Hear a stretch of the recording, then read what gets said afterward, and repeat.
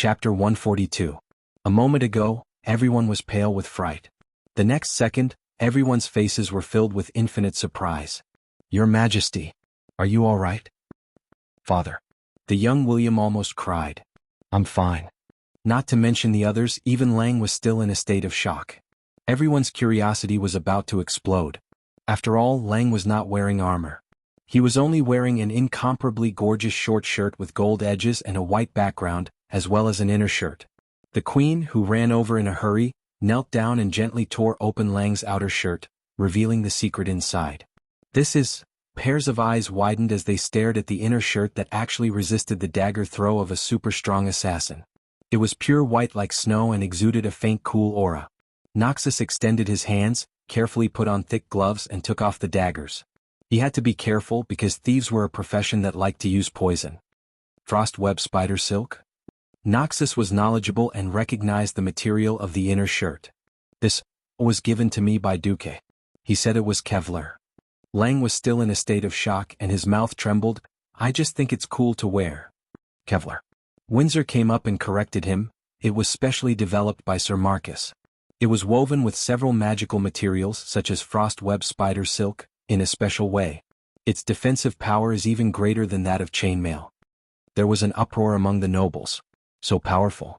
They all saw Lang's inner shirt. It was very light and very comfortable. They didn't expect it to have such powerful defensive power. After all, nobles could still protect themselves on the battlefield. Usually it was a heavy iron armor on the outside, a chainmail made of interlocking iron rings in the middle, and a leather armor on the inside. Such a way of wearing it would definitely have great defensive power. However, it was midsummer and it was very hot. Often, after riding a horse around in the sun, one would feel as if he had been fished out of the water.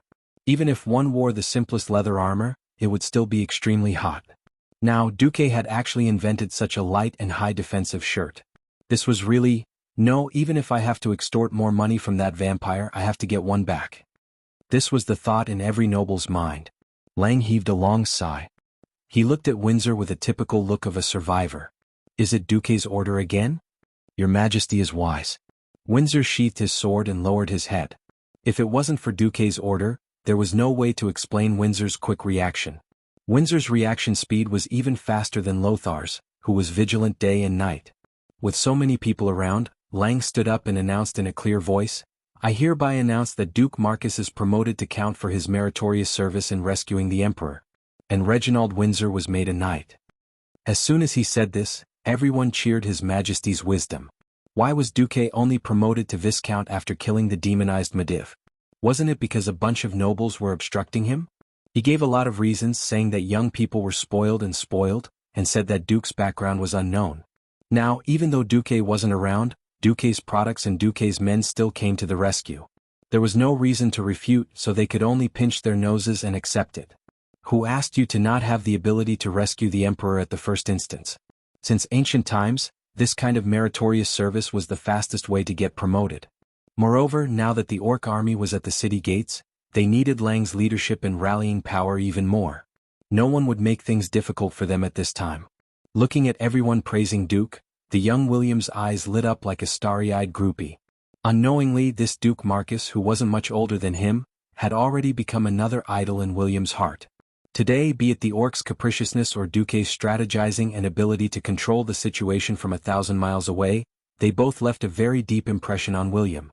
William couldn't compare Uncle Anduin, whom he admired the most, to Duke. That was because the two of them were completely different types of heroes. Anduin was valiant and full of manliness. He was brave, decisive, and determined. He would never lose confidence and courage at any time, inspiring everyone around him. On the other hand, Duque was wise and resourceful. He was proficient in business, invention, and battle strategies. He was full of mysterious aura and powerful magic. He didn't lose his courage either. Previously, someone had said that Anduin Lothar and Duke Marcus were like two walls in a stormwind. William didn't believe it at first, but from today onwards he made a small decision. At this moment, what was Duque, who had unknowingly been pushed to the peak of the storm, doing? Unfortunately, he was bickering. "What the hell? Why are you so stupid? Oh my god, how did you become an earth mage? Even a Dalajan apprentice who isn't even 10 years old has learned this basic magic knowledge. How can you not know?" Yes. I'm a rogue mage from an unorthodox background. Teacher Khadgar, please teach me well. Bright light gathered from all directions. Strands and strands of light intertwined to form a blue semi-illusory human figure. Arcane energy gushed out from the magic circle beside Duke, and in an instant, the entire human figure was filled to the brim. This person, who was still a little translucent, used his right hand to remove his hood, revealing a rather young face. He was the former secret agent of the Tirisful Council, the apprentice of Medivh and Khadgar, who would have become one of the strongest magic gods in the future if he hadn't died.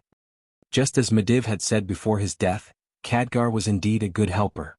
The first and simplest thing was that when the entirety of Karazhan was pulled into the void by Medivh's spell, the first thing Duque discovered was that he actually had no food. If the great hero who had killed Sargeras and inherited the legacy of the greatest mage in the world, Medivh, Duque, starved to death in Karazhan, it would definitely be the biggest joke in all of Azeroth. The empty, lonely, and cold Duque almost drove himself crazy. Fortunately, he remembered that he still had Khadgar. Thus, after paying 5 soul power through the system elf, Khadgar came back to life, in a ghostly state similar to Aaron's shadow. Khadgar still had his own reason and could still cast spells. Unfortunately, all of his soul power had to be supplied by Duque. If Lord Duque was unhappy, it would only be a matter of minutes before he extinguished Khadgar's soul. Of course, Duque would not allow a talent like Khadgar to just disappear like that.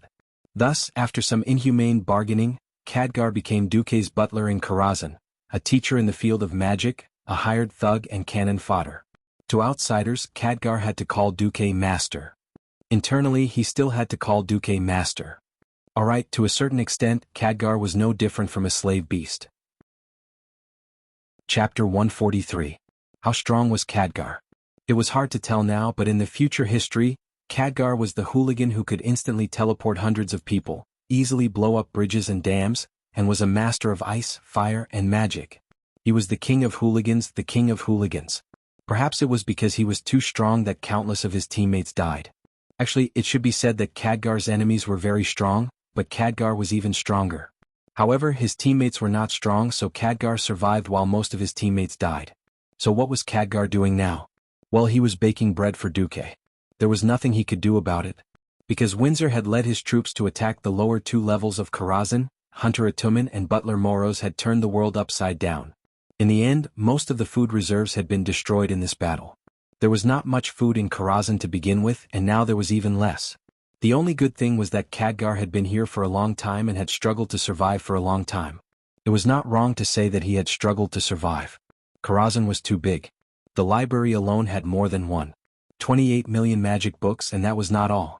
After taking over Karazhan, Duque found out that other than magic books, there were also more than 3 million books of various types. The library was the size of a football field, and there were as many as 3 digits. This was a very bad joke. Khadgar had once tried to eat, but because Butler Moros' servants could not find him, Khadgar had almost starved to death in the library. People were forced to do so. Khadgar had also been forced to learn the strange skill of hiding wheat, cutlery, or baked bread everywhere. As a library, and with the special spatial structure of Karazhan, every room was ventilated and dry. Khadgar had actually gone around a few times and found food that was not contaminated, enough for Duque to eat for a few months. However, there was no salt or oil, which made Duque want to die. How many months have you been eating this? Duque pointed at the things that could be called food. No, I forgot how long I've been eating for. Anyway, I can read and fill my stomach, Khadgar replied. Duque's face fell. As for you, Master Duque, I really don't understand you. Why are you so relaxed in areas that mortals can't do, but often get stuck on small mistakes that even a mage apprentice wouldn't make? Khadgar found an oven to bake bread while watching Duque fiddle with the giant golem. That's right, why do you have to call this golem the curator? This is love. Feelings. Young man, understand? What kind of library has such a fierce librarian? Khadgar muttered softly. There were far too many things that Khadgar could not understand. First of all, he didn't understand how Duque was able to take over the curator's control right under the Medivh's nose. To him, it was unthinkable to snatch a specially made golem from the hands of a more powerful mage. However, Duque could not explain to Khadgar that he was a transmigrator. How do you explain the principle of automatic control? How do you explain the gate of no and no? This was not something that could be understood with a simple explanation.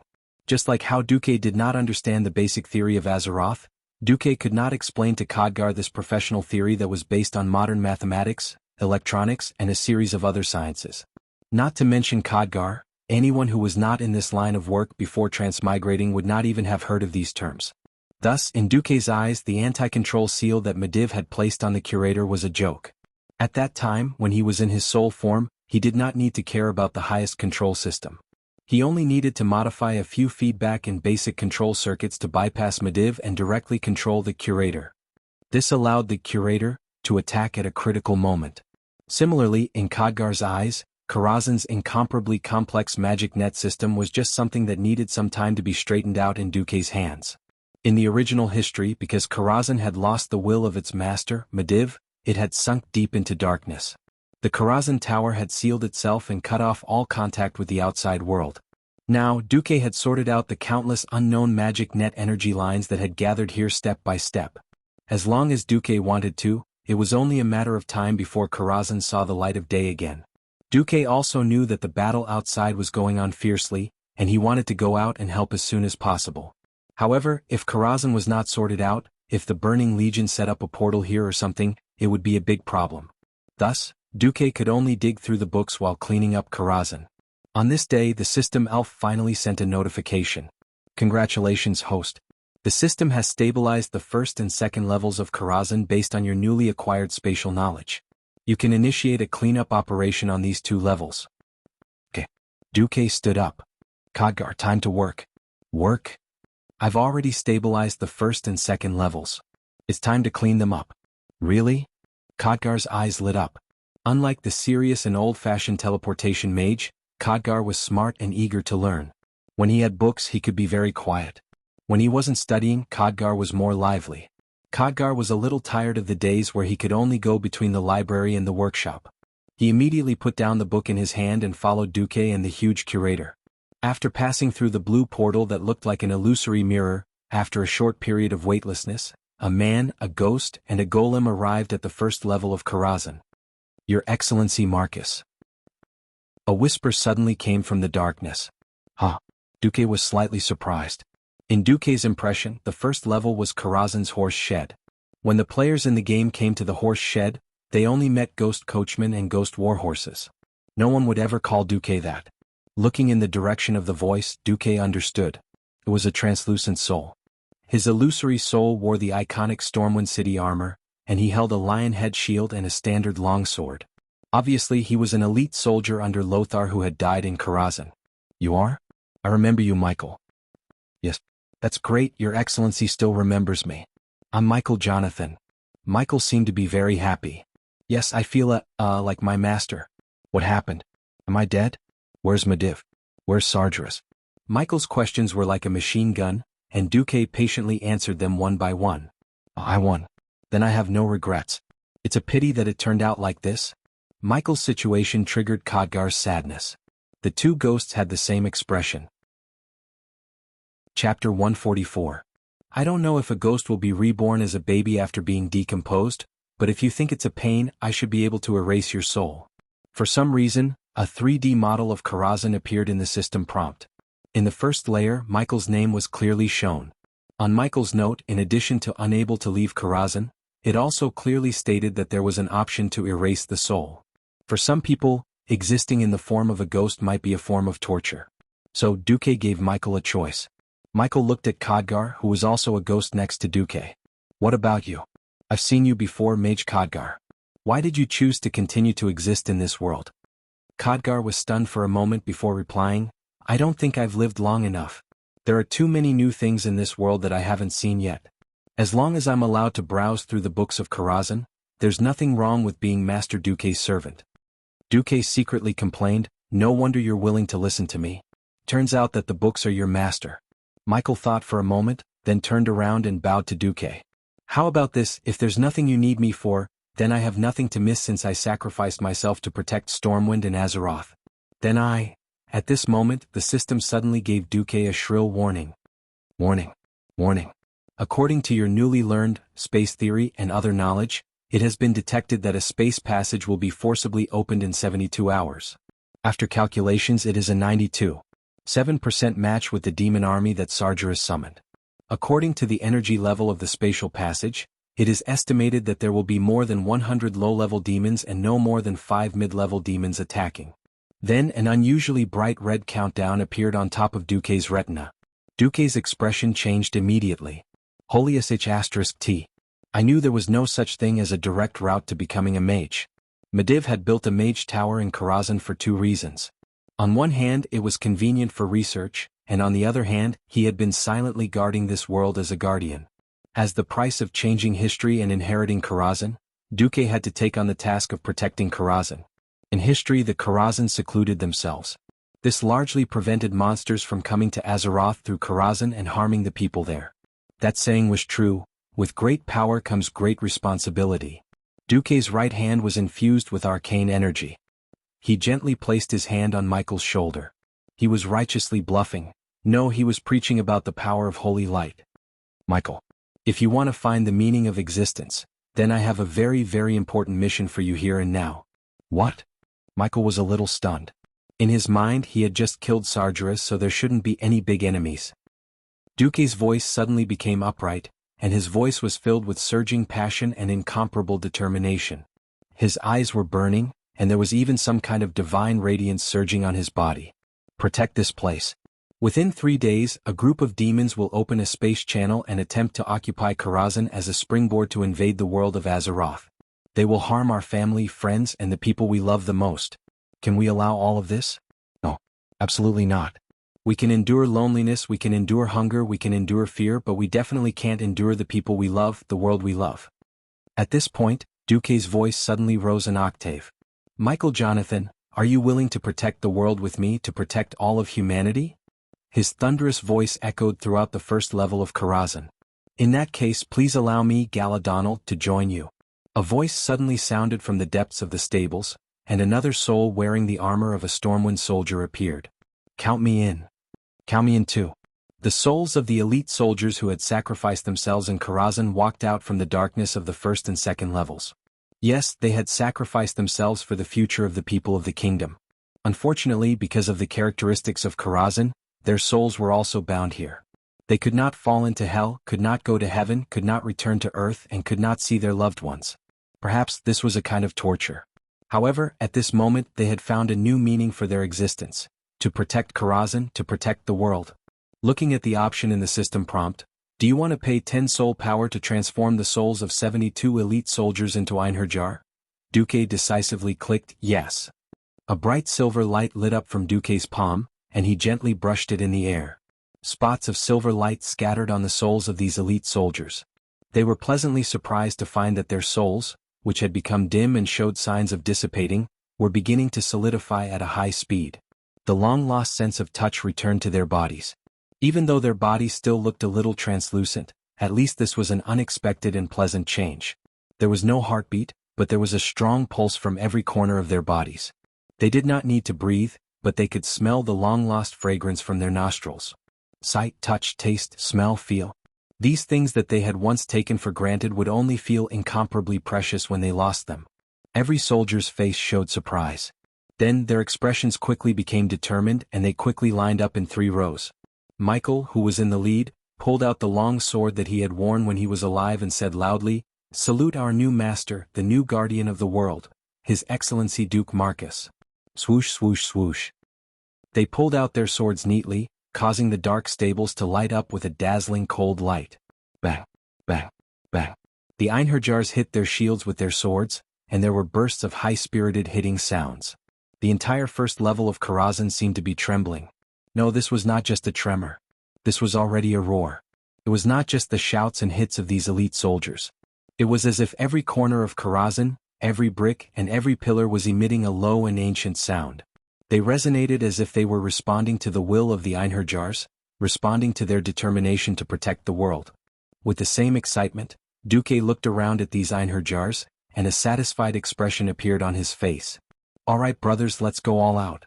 Let's tell those damn demons that this is Azeroth's territory, not their playground." Oh.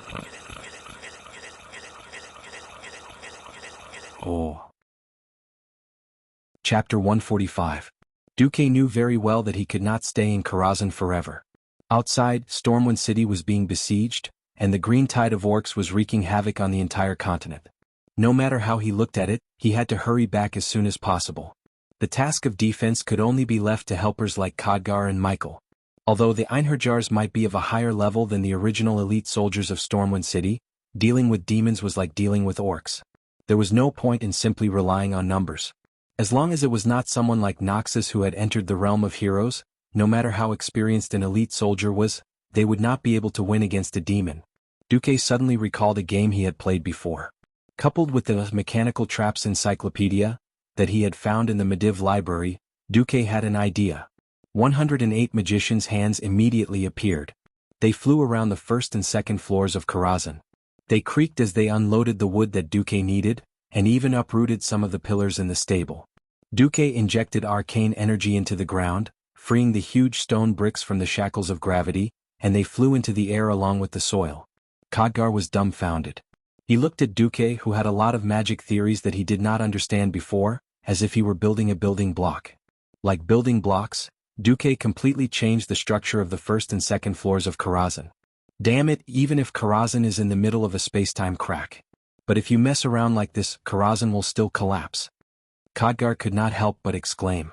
What? Do you know anything about architecture? Khadgar was a mage, not an old foreman of the Mason Brotherhood.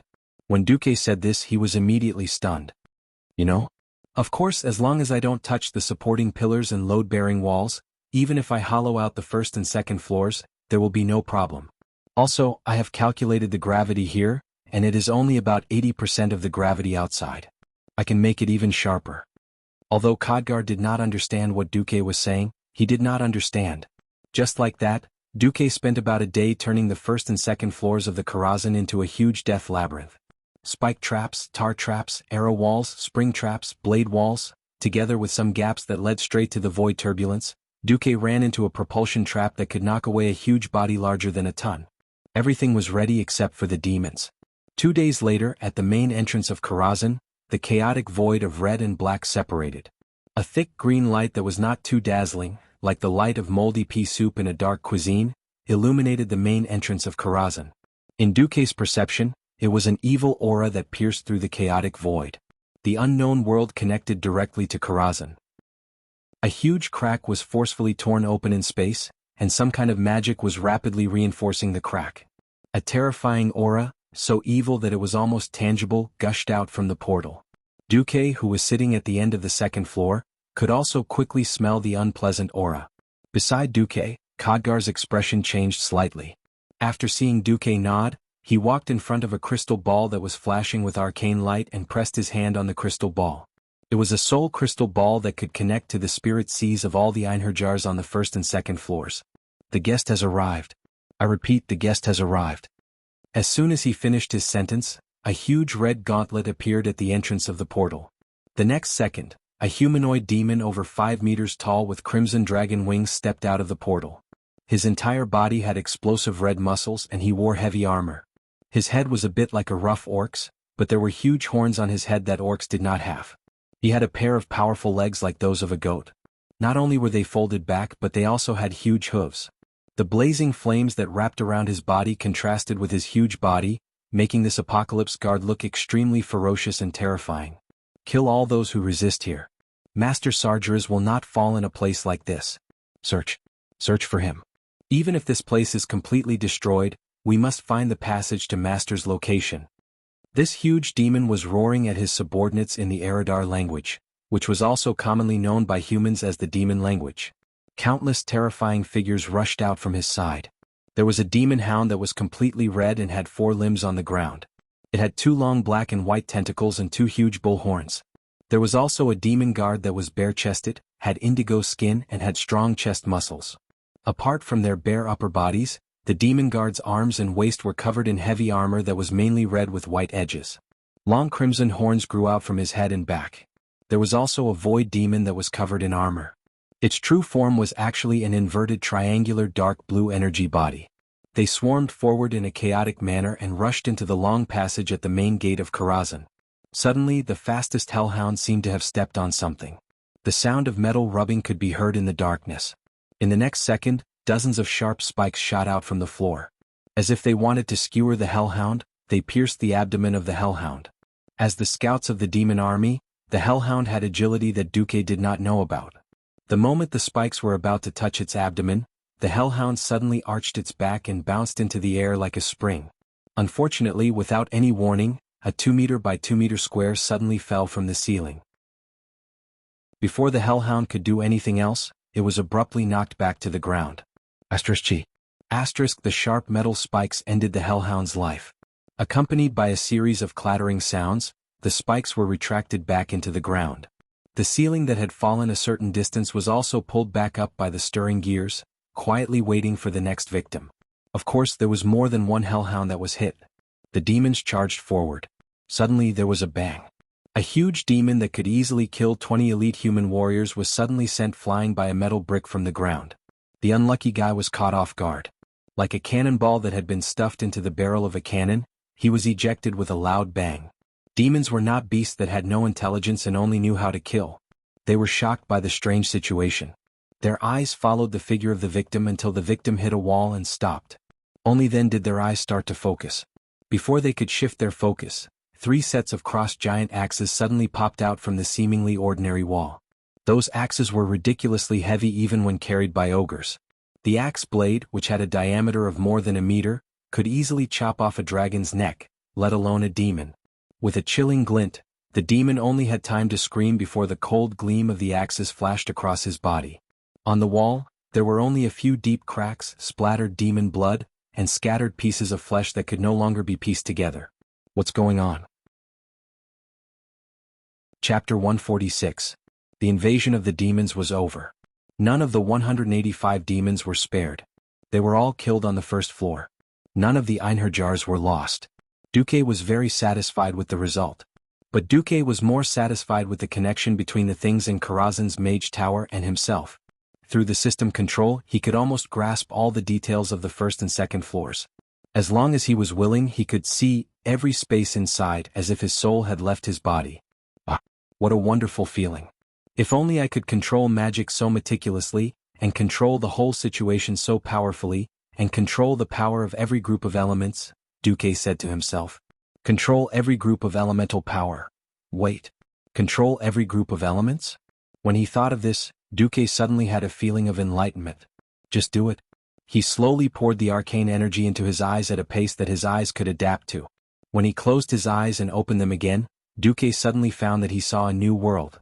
Unlike the various basic substances that made up the world, it was a pure elemental world. As far as he could see, the thick walls around him had turned into groups of solid yellow earth elements. They were almost motionless in a state that was close to solidifying. In the more empty places there should be air flowing, but the situation was completely different. Duque sensed the wind elements. The light and ethereal wind elements were floating in the air with some water elements, almost without any pattern. They just followed the space set by the earth elements and flowed along the long and narrow corridor. With a flash of inspiration, Duque stretched out his hand, and a ball of flame was instantly born in his palm. In this elemental world, Duque could clearly see that countless small lights quickly gathered in his hand from all directions. The yellow light spots became bigger and brighter, and finally gathered into a ball. It was clearly just a small ball of flame, but Duque felt very accomplished.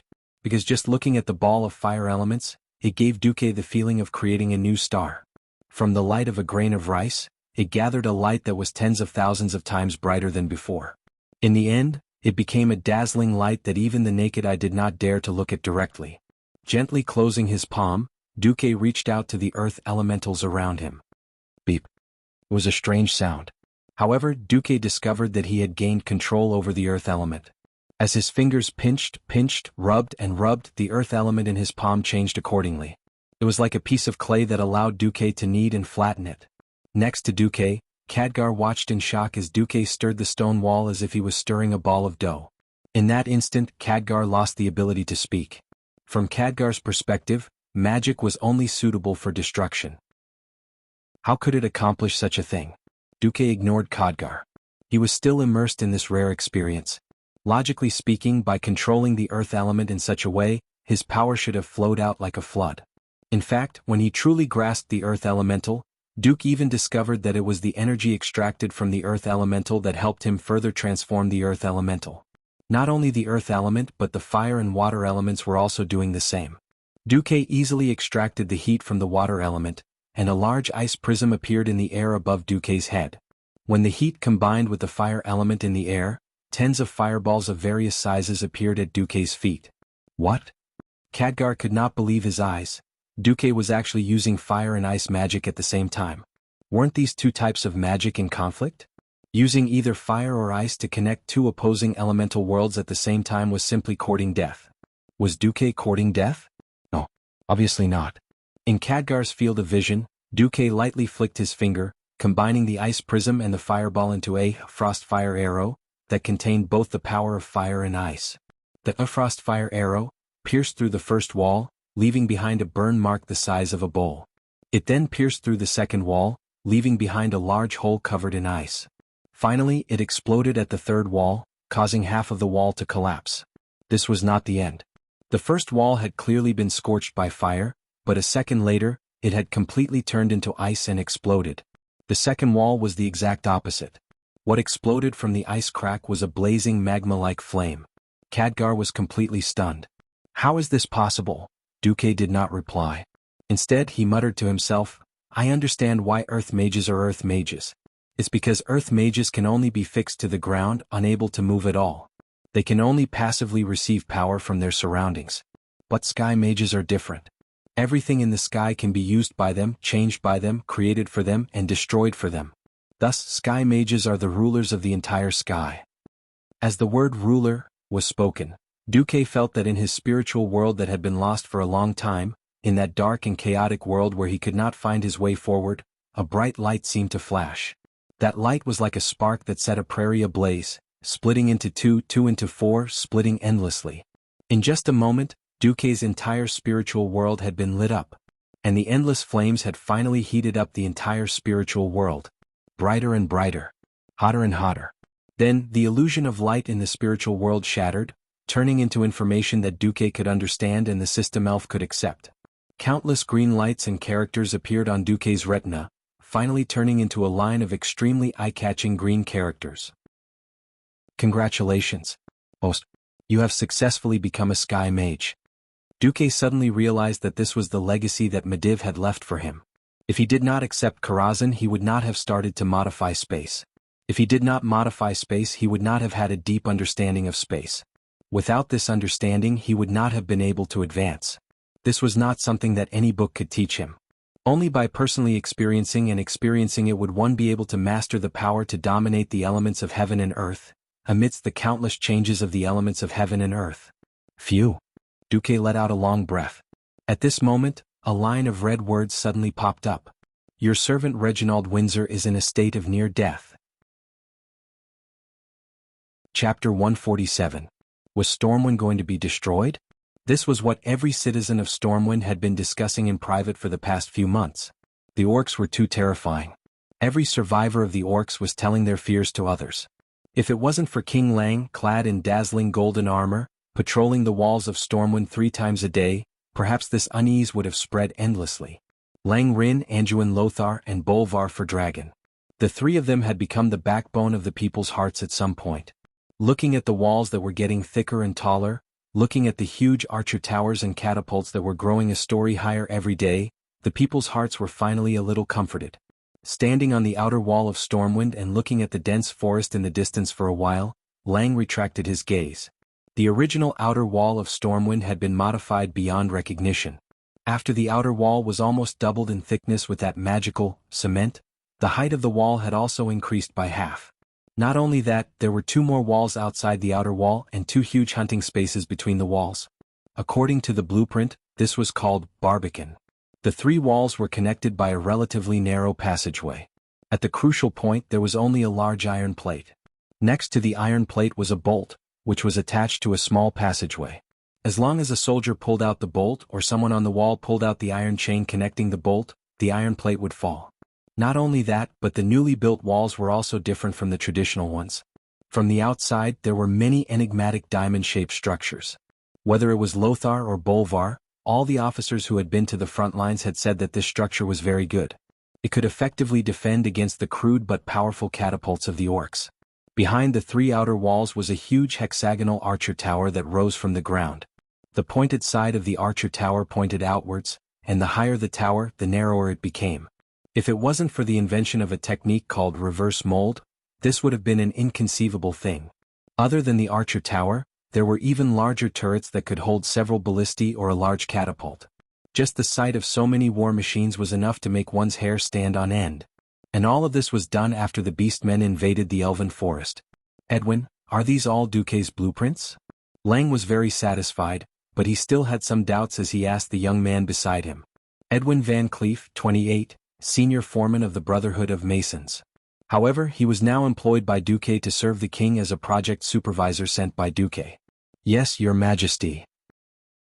Right now, Van Cleef was far from the evil leader of the faction of evil who was slandered by a despicable black dragon, persecuted by the nobles of Stormwind City, and rose up in revolt to form the Defias Brotherhood, to occupy the Moon Creek town in the western wilderness, turning the mines there into death mines, attacking any Stormwind citizens and resisting the regime of Stormwind City. Edwin Van Cleef was at his most hot-blooded and righteous age. He was flattered when Makarov came to him with Duque's orders. Makarov was Sea King Duque's butler. Duke Marcus, the kingdom's brightest star, a rapidly rising business magnate, a rising star in the world of magic, and the master of a new faction in Stormwind. And he was just a craftsman who was looked down upon by the upper class. He did not expect that Duque's representative, Makarov, would come to him personally. When Makarov explained the purpose of his visit, saying that Duque wished to take him in as a direct follower, he did not hesitate to accept Duque's invitation. Even though he never had the chance to meet his master, what happened afterwards further strengthened Edwin's loyalty. Duque wanted him to build a large number of fortresses for the kingdom to slow down the advance of the orc army. He also wanted to modify Stormwind City's defense system. The pay was ample. Duque paid for all the wages in advance: gold coins, high-quality white bread, or delicious fish.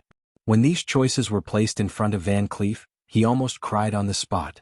Due to the influx of refugees in Stormwind, the supply of daily necessities had become difficult, and these three items were urgently needed by the impoverished Mason Brotherhood. Coupled with the national crisis, the craftsmen burst forth with 200% enthusiasm, almost forgetting themselves as they worked. Countless people fainted on the construction site, but not a single one of them complained. Duque also fulfilled his promise, sending out ships to send off the families of the craftsmen. Generally speaking, the earliest batch to leave was a treatment that only the nobles could enjoy. After sending off his beloved daughter, Vanessa, Edwin became even more loyal to Duque. King Lang did not know about these small matters, but he was pleased to see Edwin's fanatical loyalty. He patted Edwin's shoulder. "You did well. The outer wall is done, go work on the inner wall. The orcs are coming soon, and the next step is the warrior's domain." "Yes, your majesty." Not long after, a gust of wind with a fishy stench suddenly surged out of the forest. The turbulent air swirled, carrying sand and weeds into the air. They gathered together to form a huge gust of wind. The gust passed through the flat forest and rushed towards the outer wall of Stormwind, blowing up leaves and sand so hard that the warriors could not even lift their heads.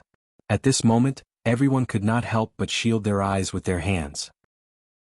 They let their hair sway in the gap between their helmets and heads, and were shocked to see the green that appeared in the forest with the gust of wind. The surging green brought with it the sound of thunderous footsteps. Countless different kinds of green filled the entire forest. It was like an army of ants that covered the mountains and plains. They converged into a river, and the river then turned into an ocean, pouring out of the forest. The thick green tide rolled endlessly, and the orcs squeezed out of every crevice in the forest like a frenzied tide. Every nook and cranny of the forest began to surge, and an ominous green color was reflected in the eyes of every soldier. What followed was the sound of war drums and bugles that sounded like rolling thunder. For the sake of battle, all the trees within a kilometer of the city wall had been cut down. But the green tide of orcs had squeezed a full 800 meters of open space in their field of vision. In front of them was a tall green-skinned orc, carrying two huge beast skeletons on his shoulders. He was riding on a warg, which was the largest among all the other wargs. This warg was even more majestic than the largest bull humans had ever seen. The warg raised half of its body and howled at the sky, its pure black mane spreading in the wind. It looked fierce and awe-inspiring. A woo. Chapter 148. Woo woo woo. For thousands of years the wolves had been communicating with each other by howling. The alpha wolf's loud and fierce howl was heard, and all the wolves in the tribe responded immediately. The continuous and terrifying howl of the wolves was heard. A huge wave of sound engulfed the outer walls of Stormwind City. The terrifying sound suddenly made the warriors of Stormwind City think of a terrible rumor. The cruel and bloodthirsty orcs only ate living humans, and the warriors who died on the battlefield would be given to the wolves to eat. Thinking back on the habits of the wolves in this world, it was possible. Wolves were the wildest and most ferocious animals. They would not eat their own kind, and that was only when their own kind was still alive. Once their own kind died in any way, the meat of their own kind would be no different from other kinds of meat. The thought of their bodies being torn apart and eaten by these huge monsters made the hands of many new soldiers who had never faced orcs tremble, and their teeth chattered. Lang and Andoin, who were sitting on the highest level of the inner city wall, frowned when they saw this scene. At this moment, a messenger trotted over. Sir Windsor requested to fire the ballista. He said that there is a special ballista that can teach that beast a lesson. Proof. As the supreme commander of the front line, even if Lang was present, Lothar was the one who gave the orders most of the time. Seeing the signal, Windsor personally operated the ballista on the ballista that was almost 30 meters above the ground. He glanced at the flag that was stuck on the ballista that was fluttering in the wind and muttered, "The wind is from the east to the west. Wind force, level 3. Then Windsor straightened his arm and raised his thumb to roughly estimate the distance. 250 yards. Finally, he adjusted the capstan to the scale that he had no idea what it was a few months ago. It was clearly marked on the scale that, according to the height, the distance had to be adjusted according to the distance when the capstan was full. Good. Fire. Thump. The loud sound of a bowstring was heard. At first, no one paid attention to the ballista. In this crude era, all kinds of heavy weapons had to be tested. Regardless of whether it was the ballista, catapults or cannons, they would generally fire in a certain direction and then slowly adjust. Whoever could hit the target within 3 rounds of shooting would be crowned as a godly archer. The first shot should have been the cannon. However, he could not find a qualified cannoneer in all of Stormwind. Even the 4 8-pounder cannons that Stormwind City currently had were bought from the dwarves' Iron Furnace Castle in a hurry after they lost the Battle of Red Ridge Mountain. The impromptu gunner training was simply not up to par. It couldn't be helped. In this era, apart from the nobles and a few lucky people, most people were illiterate. It was impressive to find a few smart people who knew how to fire a cannon. Hence, when Windsor volunteered to be the first one, Lang, Andoin, and Bolvar did not have much hope. Who knew that a miracle would happen? A long black rainbow streaked across the sky above Stormwind City, blinding the eyes of the orcs. From the sky, this black line seemed to be shooting straight towards the Great Chief's black hand. They watched as the black dot in the distance rapidly expanded in their field of vision. Not only the orc guards around the Great Chief, but even Black Hand himself also felt that something was wrong. *CK. How could a human ballista shoot so far? It was not that the orcs had never seen a human ballista. Most human ballista did not have such a long range. Of course, the orcs did not know that this was a specially modified ballista by a transmigrator who studied in a decathlon but was not proficient in any of the mechanical engineering disciplines. Without time to think, Orgrim Doomhammer, who was standing beside the Great Chief, suddenly swelled his muscles. This future Great Chief suddenly leaped forward and smashed the huge ballista in the air with his hammer. Bang! It had to be said that those who entered the realm of heroes were all freaks. A ballista with a speed of at least 50 kilometers per hour, and Orgrim the maniac just took it head-on. He had really hit the target. However, since it was something created by Duque, how could it be so simple? This was a specially made mother-child exploding arrow. Orgrim had indeed knocked away the mother arrow with his hammer, but even more of the smaller steel balls were raining down on the chief and the howling warg beneath him like a rain of shotguns. Clap clap clap clap. The dense rain of bullets directly hit Black Hand and his precious warg leader. Ah. Whoa. The Great Chief's scream and the warg leader's sorrowful cry caused the entire wolf pack to freeze. The warg's low intelligence made them unable to understand why their boss would suddenly stop screaming. Seeing the orc leader and his big dog get hit by the ballista, and hearing the entire wolf pack cry out like a rooster that had been strangled by its neck, the morale of the Stormwind warriors who had been a little low rose again. Wow! You can't play anymore, can you? Green beast. A bunch of stray dogs, who are you trying to scare? The warriors burst out in mocking laughter.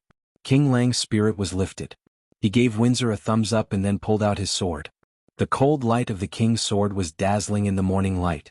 Lang's clear and loud voice spread across the 3 city walls. 1,000 years ago. Our ancestors brought your ancestors to this valley. For 1,000 years we have lived here. Behind us is our home. This is the home of our descendants. Can we allow these cruel green beasts to occupy our home? No, no, no. Then what are you waiting for? Pull out your swords. Let the bodies of these green beasts fill the elven forest. At this time, Noxus was the first to respond. He pulled out his sword and raised it high. For Stormwind City. For Azeroth. For Stormwind City. For Azeroth. Swords and halberds were like a forest, cold light overflowing. Morale was high. Feeling the explosion of voices from the city walls, the chief's green face almost turned dark green. His heart ached for his old friend who was constantly crying. The steel balls that were shot out just now, he relied on the strength of his body after drinking the devil's blood and his thick skin to withstand it. But his warg had never drunk devil's blood. Wolves were never good at defense.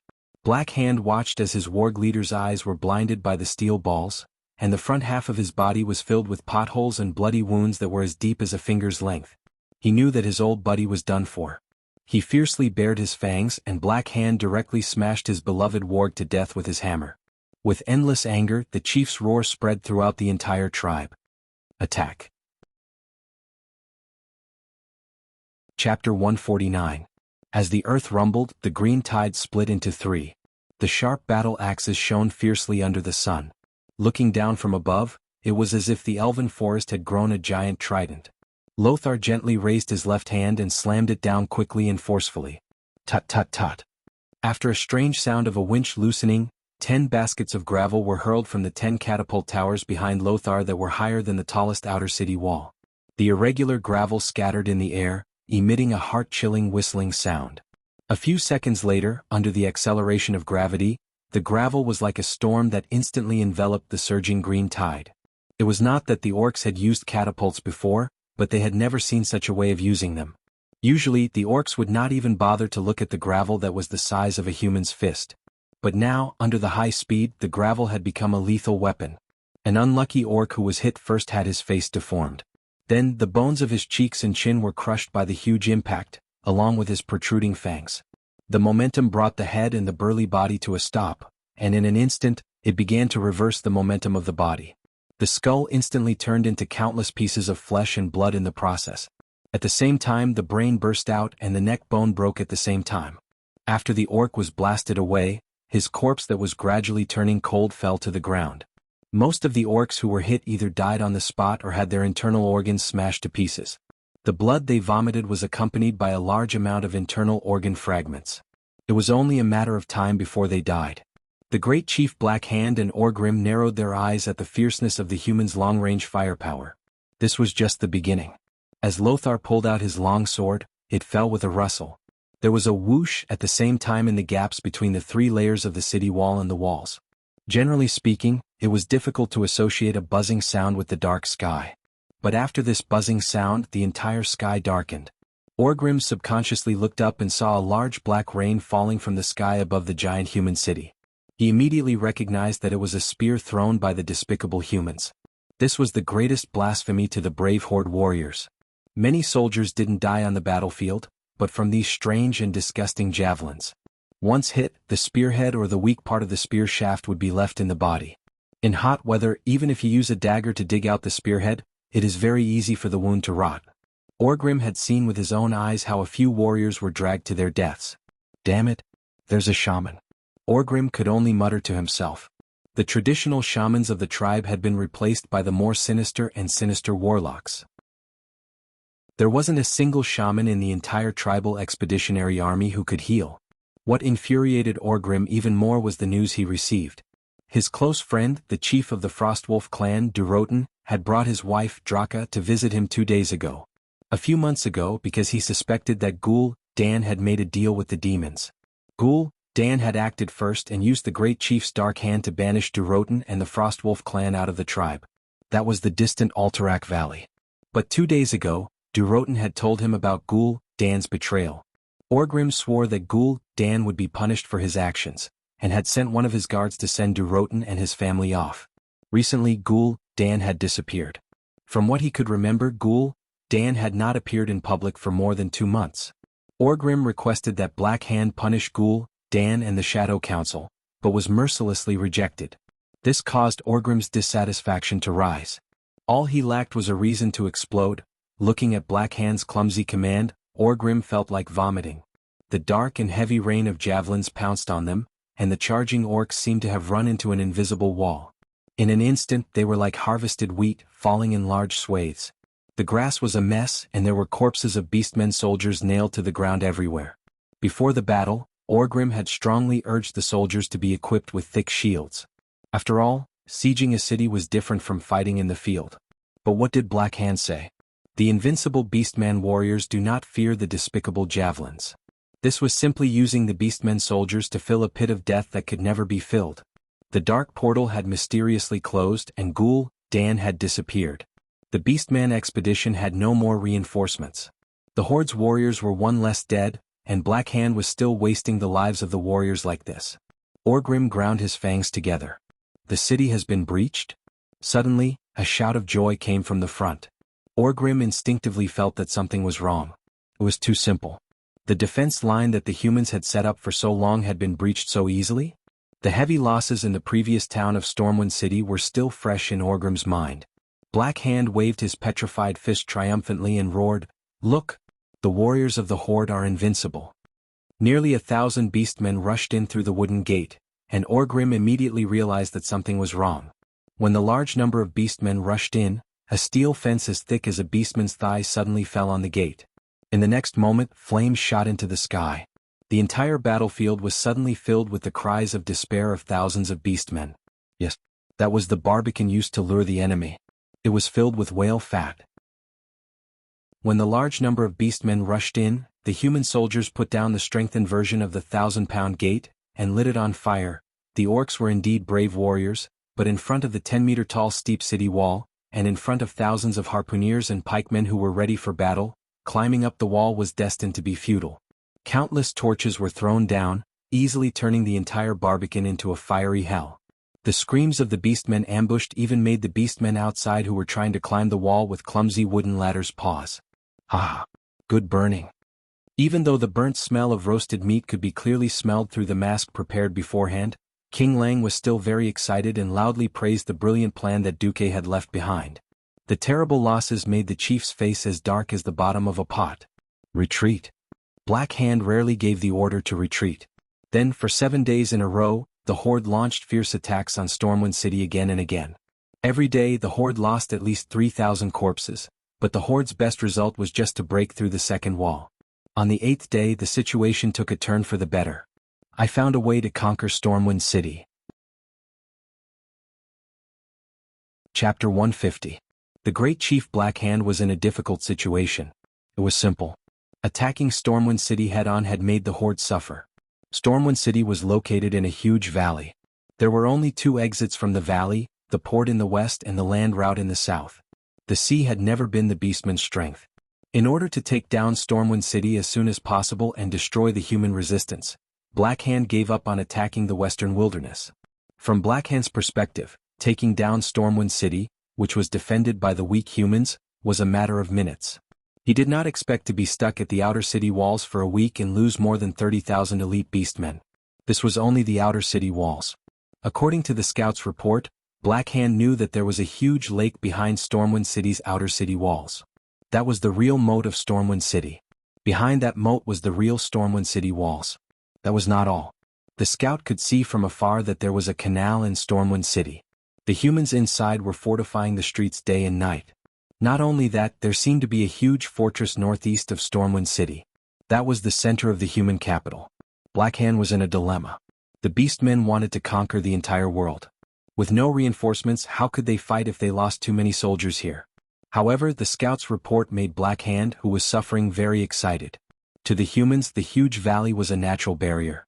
To the beastmen who traversed the mountains all year round, even the steepest mountain was nothing. On the east side of Stormwind City, there was a relatively flat mountain road that could be bypassed to the side of the city walls. Even though the humans had built a tall city wall here, there was only one wall, unlike the 3 at the south gate. There was also a huge lake and inner wall. If they attacked from the east, they would be very close to the huge fortress. Orgrim led a strike force to attack that side. I will continue to attack from the front. Understood. The overjoyed great chieftain didn't notice that his once loyal adjutant was now wearing an incomparably gloomy expression. Once upon a time, Blackhand and Orgrim were like brothers. Many years ago, when the Blackrock tribe faced the threat of being exterminated by the ogres, Blackhand and his adjutant Orgrim launched a surprise attack. On the night before the battle, he helped Orgrim retrieve the legendary weapon, Doomhammer, from the lava pool. This made all the warriors in the clan excited, and they won the battle in one fell swoop. Unfortunately, in the lava pool, his fists were blackened by the chaotic forces of nature and turned into rocks.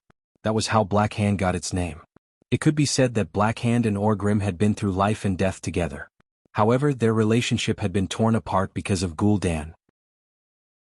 Orgrim had just received news that the guards he sent to escort Durotan and his wife had betrayed him. That guy actually sided with the Dark Shadow Council, and together with the Dark Shadow Council's assassins, killed Durotan and his wife.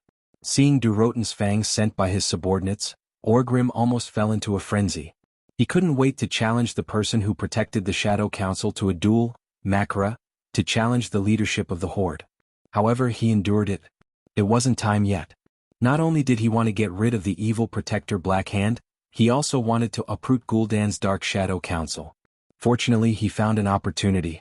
It was a coincidence that he met the weak orc female assassin, Garona, while patrolling. He and his guards caught her. The stench of Gul'dan's curse could be smelled by Orgrim even from a few tents away. Orgrim was overjoyed. He knew that as long as he continued to torture Garona, he would be able to find out where Gul'dan and the Dark Shadow Council were. What he lacked the most was time. Before that moment arrived, he had to endure it. Orgrim accepted the order. When his troops appeared on the walls of Stormwind Fortress, he only saw a small group of weak human spears. Forget about catapults and catapults, he didn't even see the javelin throwers that he hated the most. For the Horde. Orgrim roared, and the orcs that followed him rushed towards the wall. It was different from the fortified outer walls of Stormwind City. This part of the wall that was built on the cliff was more of a decoration.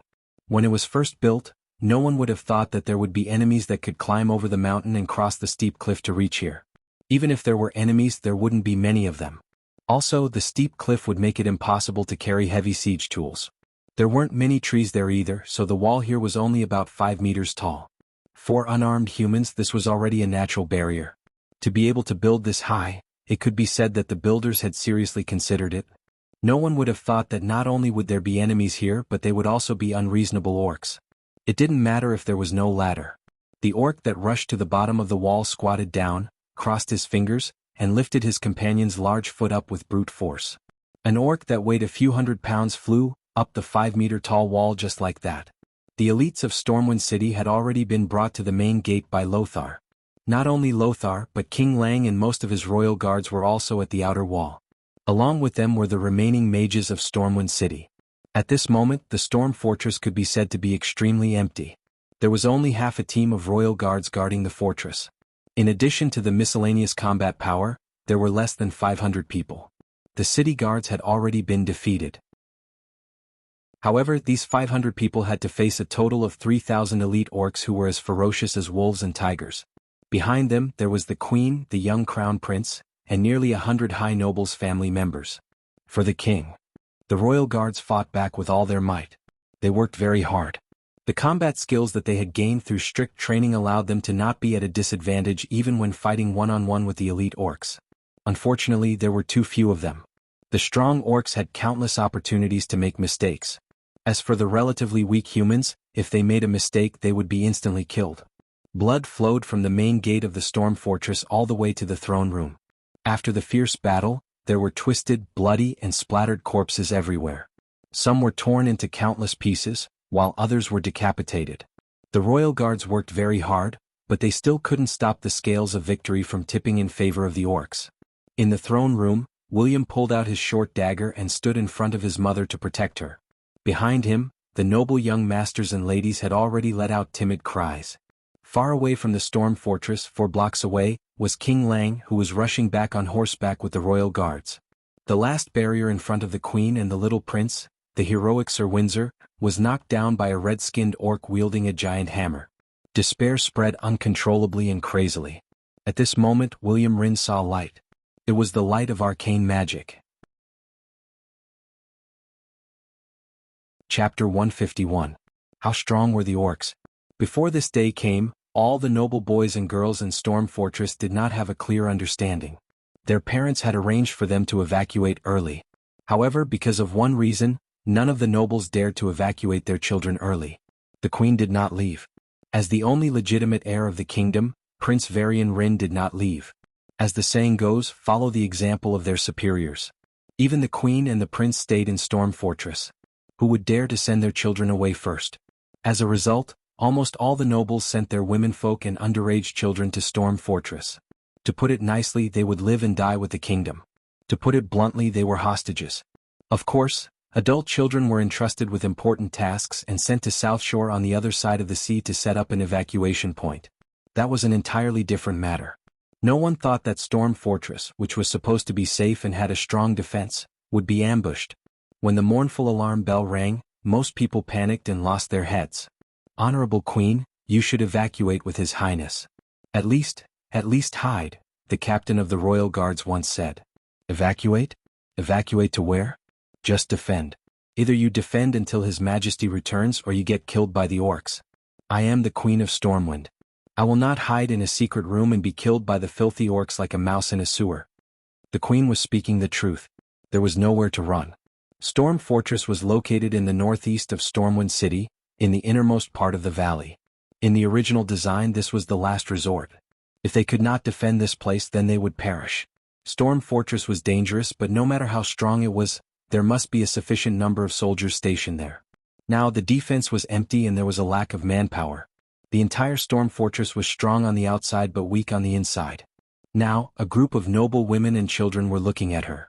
If she, as the queen, took the lead and hid in a secret room, then even if Lang rushed back in the future, the people would be scattered and the king's authority would be gone. Instead of that, it was better to stay in the throne room. Stormwind's fate would be sealed if he was attacked. The queen dressed herself neatly with the help of the palace maids whose hands were trembling. William, who looked just as luxuriously dressed, sat on the throne of the queen and the prince in the hall. Around her and the little prince were hundreds of female nobles and their heirs, who had already turned ghastly pale. Everyone was listening attentively. Outside the fortress, the roars of orcs and the clashing of weapons could be heard clearly. Just like the needle of death, the sound of death and destruction was getting closer and closer, louder and clearer. Then, when hundreds and thousands of heavy footsteps that were completely different from the sound of military boots rang out, when they heard the brutal footsteps that seemed to have come from ancient times being lifted and landed, this shocking fear had already penetrated the eardrums of all the women and children, reaching the deepest part of their hearts. Woo-woo. Soft sobs began to spread in the throne room. Enough. If destruction and death are our destiny, then we should accept it calmly. If we are not fated to die, then we can't let today's loss of composure become the shame of our lives. The queen stood up proudly, holding the queen's scepter in her left hand, while her right hand held Prince William's left hand tightly. The young prince's right hand held a gorgeous dagger tightly. Everyone listened nervously to the sounds outside and looked at the group of guards in front of the door of the throne room. There stood the king's most trusted Sir Windsor, leading the last 12 royal guards. The weapon in Sir Windsor's hand was the famous King's Protector. The floor of the throne room trembled as if a waiter was carrying a cup of water. Everyone's heart trembled slightly, just like the floor. The fierce fighting and rough roars were getting closer and closer, until a ferocious scarlet hammer smashed open the door of the throne room that was as thick as a fist. It was a hammer that was stained with blood, internal organs and broken limbs. The hammer was shaped like a standard cube. Scarlet blood dripped from the surface of the square hammer, making William feel that it was more like a bloody throne that was raised high up in the air. As the door of the throne room let out a tragic cry and collapsed, a ferocious giant that seemed to have come from ancient times appeared at the door of the throne room. He had dark red skin and bulging muscles. On his protruding jaw, 4 fangs lined up on both sides. The outermost one was longer, while the innermost one was slightly shorter. Oh! Just this terrifying appearance caused many noble ladies to let out terrifying screams before fainting from fright. Kill? Under Windsor's command, all of the imperial guards charged forward. Orgrim grinned. It was a disdainful smile. His right pauldron, which was decorated with thick fangs, lifted slightly, and a black gust of wind rose from his elbow. So fast. This thought flashed in the mind of the guard who first came into contact with Orgrim. He was dumbfounded as the hammer in his field of vision grew larger and larger. In less than half a breath's time, it occupied his entire field of vision. His movements were not wrong. They were incomparably precise and concise. He had almost reached the limits of a human. However, in front of such an inhuman powerhouse, he could only be completely terrified. He could only helplessly open his mouth wide and watch as the opponent's giant hammer reached his face before his sword pierced it. Bam. It was as if time had suddenly returned to normal. The huge hammer of destruction hit the guard's head like a game of whack-a-mole. With a pew sound, the unstoppable force passed through the helmet and penetrated the forbidden guard's skull. Then, the terrifying force completely shattered his cervical vertebrae, causing his cervical vertebrae to completely fold into a single piece. The force did not dissipate and it continued to pass down. In the next moment, the royal guard's facial features contorted. All the ribs in the chest cavity below his skull were stacked together. His brain juice, eyeballs and other things which had nowhere to go, spurted out from every hole in his skull the moment his skull was crushed. The hammer continued to descend, and after it smashed the guard's head into his chest, half of his body was flattened. The 1.9-meter-tall man turned into a dwarf. Soldier twitched for a moment before collapsing to the ground. The violent blood splattered on the marble floor of the throne room. A few drops of red even landed on a 13-year-old girl not far away. She was suffocating from fear. Chapter 152. Windsor was the second one to go up. After the battle with the demons, Windsor felt like he had been reborn. Especially in terms of experience against large enemies, he and the elite soldiers who came back from Karazhan had extraordinary strength that surpassed ordinary elites. He thought he could do it. Although he was surprised by the bravery of this red-skinned orc who was different from the other orcs, he still raised his shield and charged forward. The king's protector, in his right hand, emitted a piercing cold light. He had underestimated Orgrim. Windsor could not have known that he was facing the future chief of the Horde. In this period of time, the #1 warrior of the Horde, and even in history, it was Orgrim who personally killed the Azeroth lion Anduin Lothar in the final battle. If he knew that this was not an opponent he could deal with, he might have used a completely different strategy. Unfortunately, there were no ifs in life. From his point of view, anyone who used heavy weapons would definitely be slow, clumsy fellows that were full of openings. So he charged forward at high speed. Windsor was wrong, very wrong. After Orgrim smashed the royal guard to death with his hammer, the muscles on his arms suddenly swelled. On his exposed skin, red veins snaked out like a dragon's beard. That was a force beyond the imagination of mortals. Orgrim's hammer of destruction bounced up on its own and swept towards Windsor like a storm. Boom. Although Windsor was holding a shield and the hammer hit the shield, the terrifying force of a giant, measured in tons, was not something a mortal could defend against. Windsor's left arm was instantly deformed, and there were many fractures. The huge force even injured his lungs. After he was sent flying, he was already bleeding from his mouth and nose before he even landed on the ground. He was on the verge of death. Behind Orgrim, the ferocious orcs killed all the standing human warriors in the hall like they were chopping vegetables. Between the Wooden Queen and Orgrim, there was only Varian, who was trembling and holding a dagger in his hand. A tear finally rolled down the queen's beautiful face. It was pitiful and heart-wrenching. Orgrim walked over with his hammer on his shoulder. Every step he took made the ground shake. "You're the woman of the human great chief?" Orgrim spoke in orc language. The queen didn't understand everything, but after interacting with Garona a while ago, she at least understood the word, great chief. The queen puffed out her chest and said in fluent human language, "I am the queen of Stormwind. If you want my husband's life, I'm sorry, but he's on his way. But if you want to kill me and my child, you can do it now." Orgrim did not understand the human language, but he admired the courage of this human female. Not only her but also that human brat. From the initial timidity, he found his courage amidst extreme fear. Even though the little guy was only holding a dagger, Orgrim knew that the little guy was about to attack. "Ah!" William roared as he rushed forward and stabbed his dagger. However, it was of no use. The brave Varian was flicked away by Orgrim's finger. No, there was no longer a barrier between his most respected mother and that cruel orc. He couldn't imagine how that cruel and terrifying orc would treat his mother. Either outcome was something that William didn't want to see. Is there anyone else? Is there anyone else? Who can save my mother? Save Stormwind?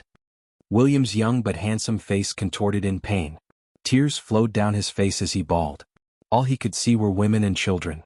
They were all cowering in fear, trying to delay the arrival of death. He actually prayed to this group of people in despair? William was in despair. He almost gave up and shouted, "Uncle Anduin, aren't you the guardian of the kingdom? Brother Duque, aren't you the super mage who's going to surpass Medivh? The kingdom is in danger. My mother is in danger? Where are all of you?" Although he didn't understand, Orgrim had a mocking expression on his face. Just as he was about to say something, a magical radiance suddenly lit up in front of him. "Yo, who called me just now? Is it you? Your Royal Highness." A male voice with a hint of mockery suddenly sounded in the air and echoed in the hall. Orgrim hated magic. But at this moment he kind of wished that there was a shaman or even a warlock by his side. A bright blue radiance flashed, and a young man wearing the mage robe of the Royal Mage Legion of Stormwind suddenly appeared. He stood between the Queen, William, and Orgrim. Unexpectedly, the moment he opened his mouth, the young man actually spoke in the standard orc language. "Orgrim Doomhammer, this is not a place you should be. Get lost." The thunderous roar stunned Orgrim. The next second, the man raised his right hand high, and a spiraling flame storm immediately swept towards all the orc warriors standing near the entrance of the hall. Dragon breath? No. How could there be such a large-scale dragon breath? The roaring flame dragon almost filled the 6-meter wide and 10-meter tall entrance of the hall. Even William, who was behind Duque, could feel the terrifying power of the flames that could incinerate everything.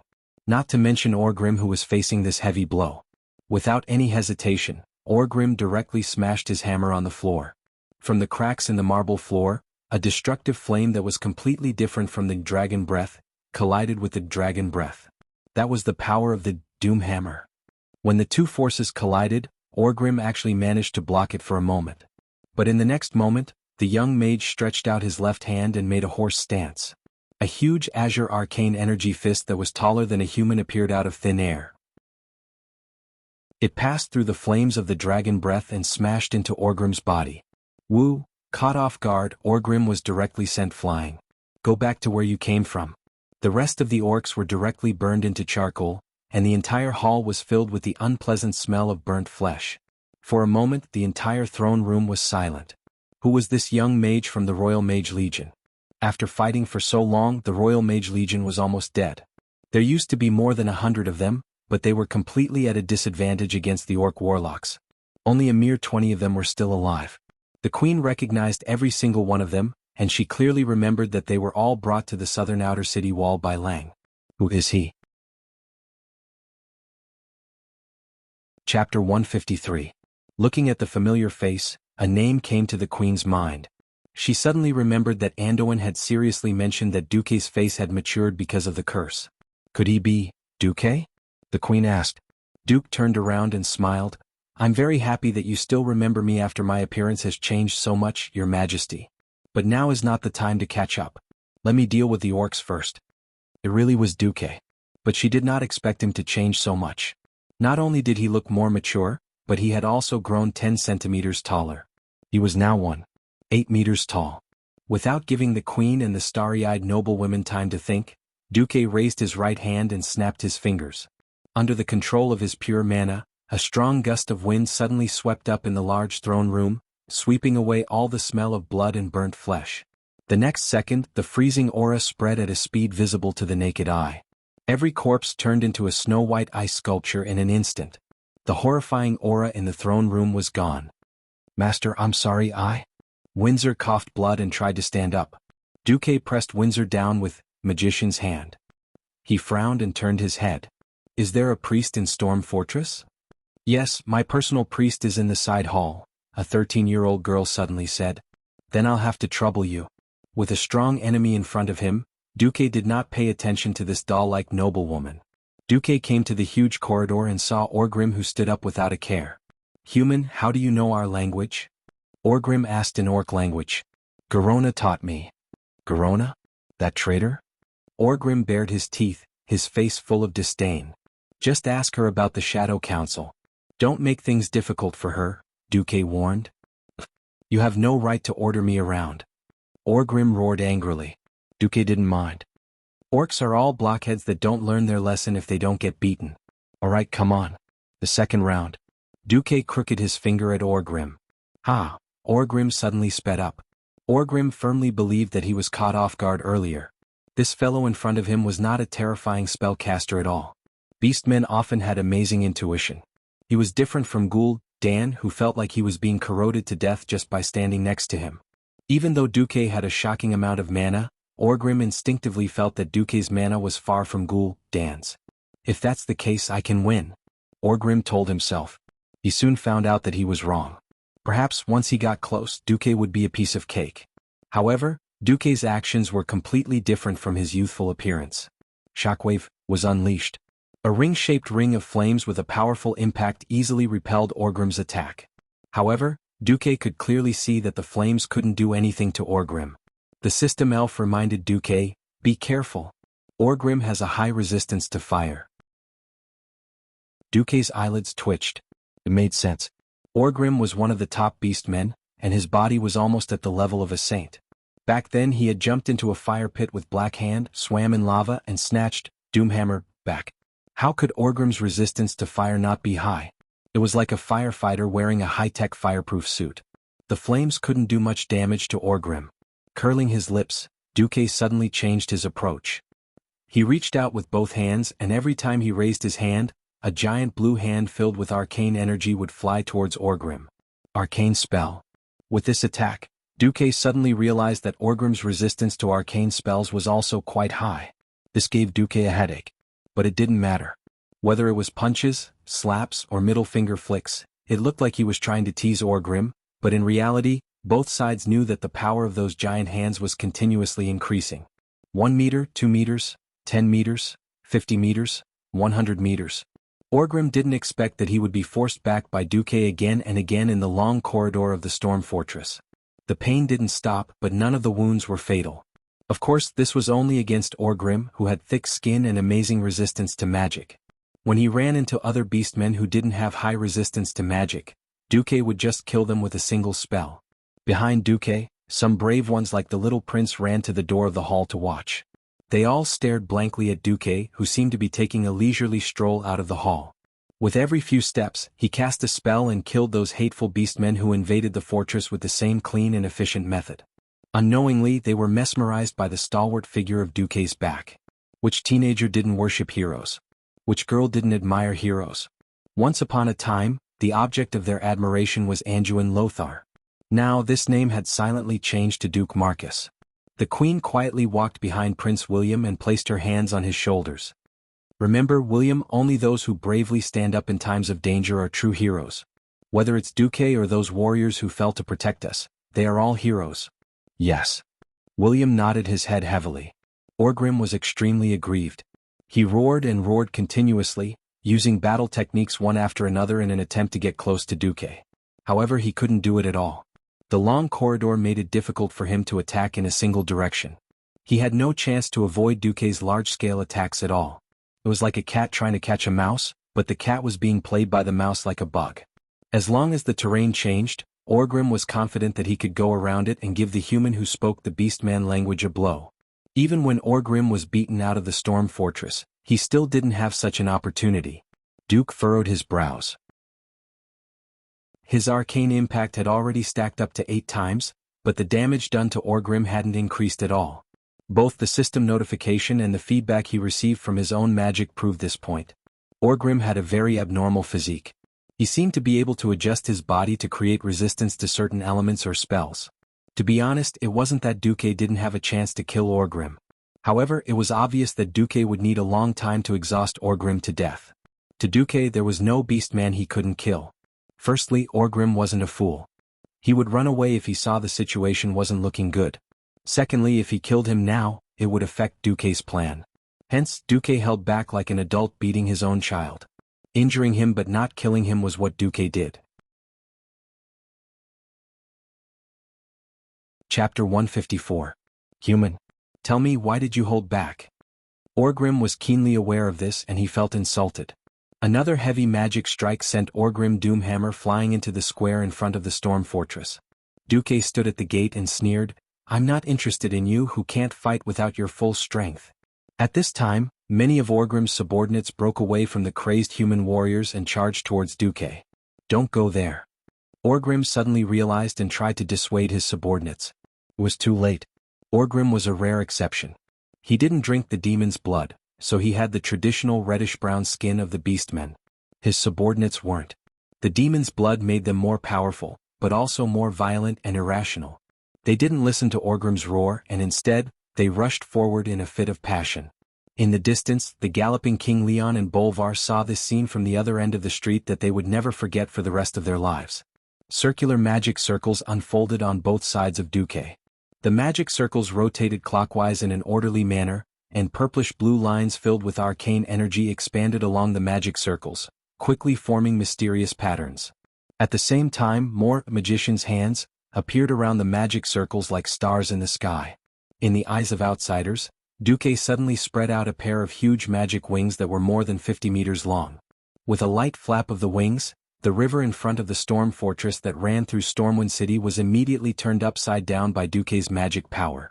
The tall waves formed a waterspout that many people wouldn't see in their entire lives.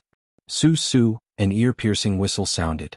The water arrows that were like a torrential downpour turned into ice javelins that were as lethal as sharp steel weapons the moment they left the tornado. They rained down on the orcs that were charging at them madly. Orgrim was stunned. This was the first time he had seen such a large-scale magic. Against such a terrifying spell, even Orgrim had to swing his hammer with all his might to deflect the incoming icicles. He could withstand it, but what about his subordinates? Countless screams converged into one. In the blink of an eye, at least 200 valiant orcs were nailed to death in the square in front of the fortress. Just like how they had tortured and killed the human warriors in the beginning, they were now the ones being tortured and killed. This human mage's strength had completely exceeded his imagination. Orgrim tried to think of a way to kill this young human mage. However, what was the point of killing this mage? In the distance, the thunderous sound of horse hooves could be heard, causing the stone tiles on the ground to tremble slightly. Orgrim turned his head and saw spears raised high into the sky from the south. The shining tips of the spears carried an indescribable sense of ferocity. Orgrim recognized that it was one of the few enemies that the beastmen were unwilling to face head-on, the human cavalry. Under the huge momentum, the spear's penetrative power was something that even the strongest orcs were unwilling to face head-on. The leader was wearing a dazzling golden helmet and armor. His dazzling attire made him look like a flag. Every knight beside him and behind him was equally anxious and angry. Orgrim recognized him. This was the great chief of the human race. He knew that this battle was over. Orgrim was not too depressed. He made a chewing motion with his jaw. The failure of this ambush was not important. The human city's weakness had been found. If he could lead his men to cross the mountain once, he could do it 10 times or even 20 times. The weak defense here was nothing compared to the hard bones at the front. Orgrim glared at Duke, who was still standing at the entrance of the storm fortress, looking like he could hold the fort against 10,000 enemies by himself. Human, tell me your name. Orgrim roared with the hammer of destruction in his hand. Duque. Duke Marcus. Duque smiled and replied in orc language. I will remember you, Orgrim said fiercely. Of course you have to remember me because I will become your nightmare. Duque's smile was filled with a strange mystery that Orgrim could not understand. With a strong enemy approaching, Orgrim did not have the time to bicker with Duque. To the orcs, true victory was always reflected on the battlefield, and not through meaningless insults. Retreat. Orgrim raised his warhammer and roared. The remaining orc warriors gave up on fighting the humans and began to retreat towards the direction of the Stormwind fortress. Duque wanted to give chase. In Duque's eyes, only a dead orc was a good orc. But an accident disrupted Duque's plan. Not far behind him, the young Prince Varian ran out without a care for his life. Use the javelins to attack that human kid. Orgrim did not miss the opportunity to order a suicide squad to cover their retreat.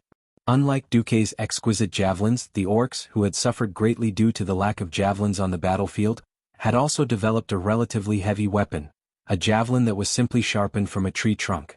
It looked ugly, but it became extremely dangerous with the orcs' astonishing arm strength. Duke had no choice but to grab William and summon an ice wall to block the spears that were hurled at him. Phew. Duque sighed. If Varian had stayed inside and not come out, he could pretend that he did not see it. But now that Varian had come out, he could not possibly bring the only precious son of King Lang to chase after the orcs. Varian also knew that he had messed up, and looked at Duque with an uneasy and fearful gaze. Duque raised his index finger to his lips and said, "Shh. I will answer your father's questions later." Otherwise you will be spanked when you return. The young prince quivered and nodded continuously. The golden lion head painted on the flag of Stormwind was getting closer and closer.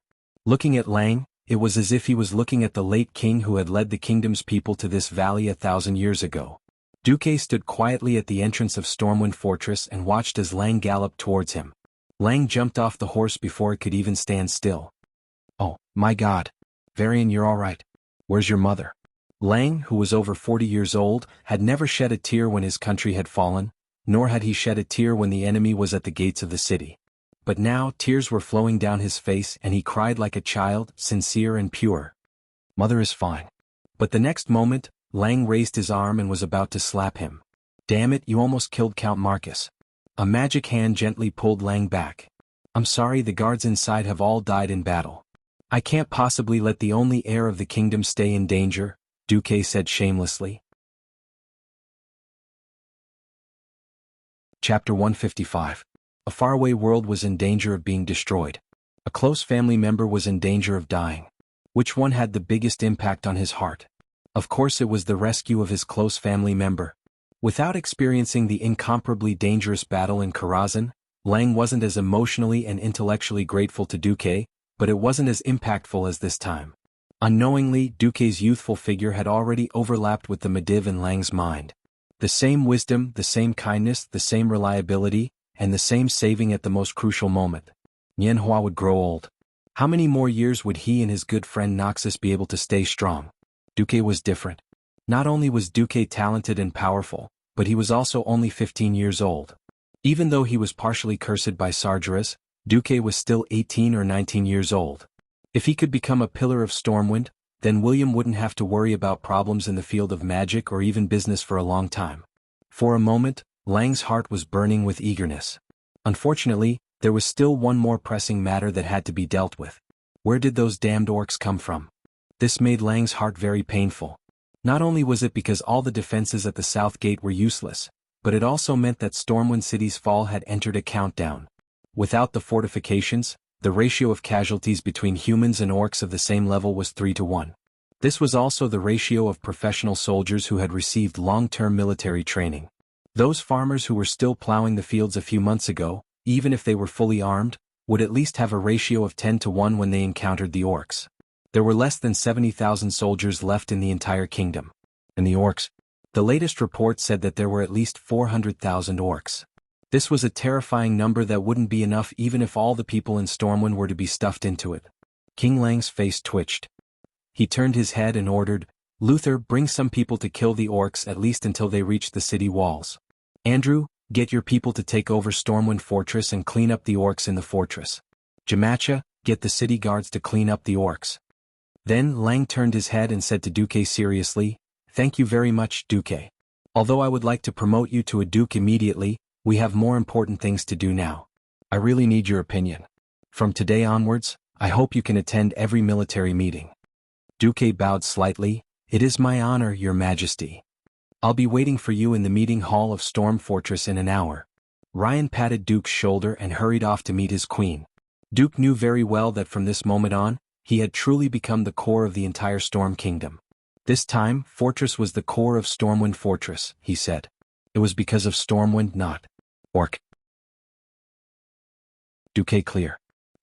Stormwind, especially this time if it wasn't for Duke, the core of Stormwind City, Stormwind Fort, would have been occupied by the elites of Orgrimwood. Then they would have worked together and Stormwind would have fallen today. Of course, all Duque did was repel the orcs' surprise attack. Next time he wouldn't be so lucky. Even so, there were corpses everywhere and houses that had been burned down everywhere. The orcs' half-an-hour invasion had caused great damage to Stormwind Fortress. It wasn't just physical damage but also mental damage. At that moment, Duque could still hear the screams of the people in the distance. Stormwind Fortress has fallen. Stormwind Fortress has fallen. However, this wasn't Duque's concern. Just as Duque was about to go check on Windsor, another group of Stormwind soldiers rushed over. They looked no different from the other soldiers of Stormwind City, but Duke noticed that the insignia on the left side of their chests was a black insignia. In the middle of the insignia was the skull of the Grim Reaper with a hood, and beside the skull were countless mage hands faintly appearing. "Isn't he one of my people?" Duque was stunned, but he soon realized that the leader was his head butler, Makarov. Sweeping his gaze across, Duque found many familiar faces. The mercenaries that followed him to the western wilderness were all at least captains. Master. Makarov's position was high in the eyes of outsiders, but in front of Duque, he was still the small mercenary leader. He remembered clearly that all his glory came from the master in front of him, the mysterious Sea King Duque. Without Duque he would always be the useless mercenary leader. Why are you dressed like this? We're officially your private soldiers, Master Marcos. However, Stormwind City is in danger and you're not here. People like us with combat experience have been temporarily recruited by Lord Lothar. Lord Lothar promised to let you go once you return. Duque smiled. He didn't care about such a small matter, not to mention that the one ordering them around was Lothar. Windsor is heavily injured. Makarov, go get the best priest in Stormwind City in my name. The rest of you follow young Makarov to clean up the remaining orcs. Half an hour later, Makarov's life was saved after being personally healed by the Archbishop of Stormwind City. The priest's healing spells were very effective against physical injuries, and even internal injuries could be healed. Of course, the essence of healing spells was to use divine power to stimulate the human body's potential.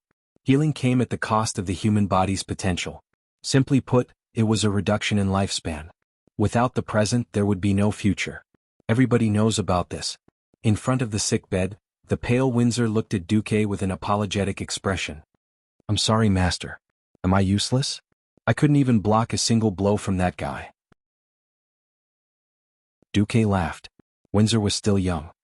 He was loyal and not lacking in courage, but he was far from the hero of the future who had an iron will and was unafraid of death.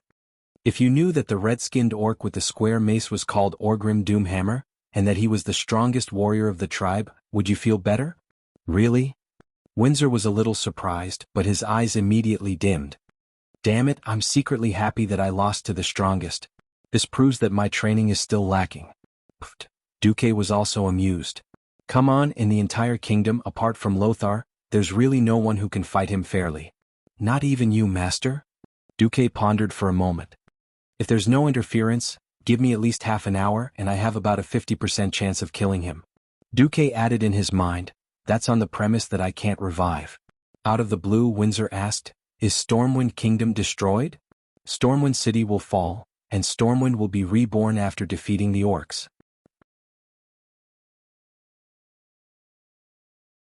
Chapter 156. Panic was still spreading endlessly. The capital of the country was invaded, and even the Storm Fortress, which was integrated with the palace and the fortress, was lost for a time. Even if the invaders were quickly annihilated by the Sea King Duke who arrived in time, it still couldn't stop the fear in the hearts of the people from growing. We don't want to die. We want to live. Please let me and my child board the ship. His Majesty Lang can no longer defend Stormwind City. Does he want us to die with this useless king?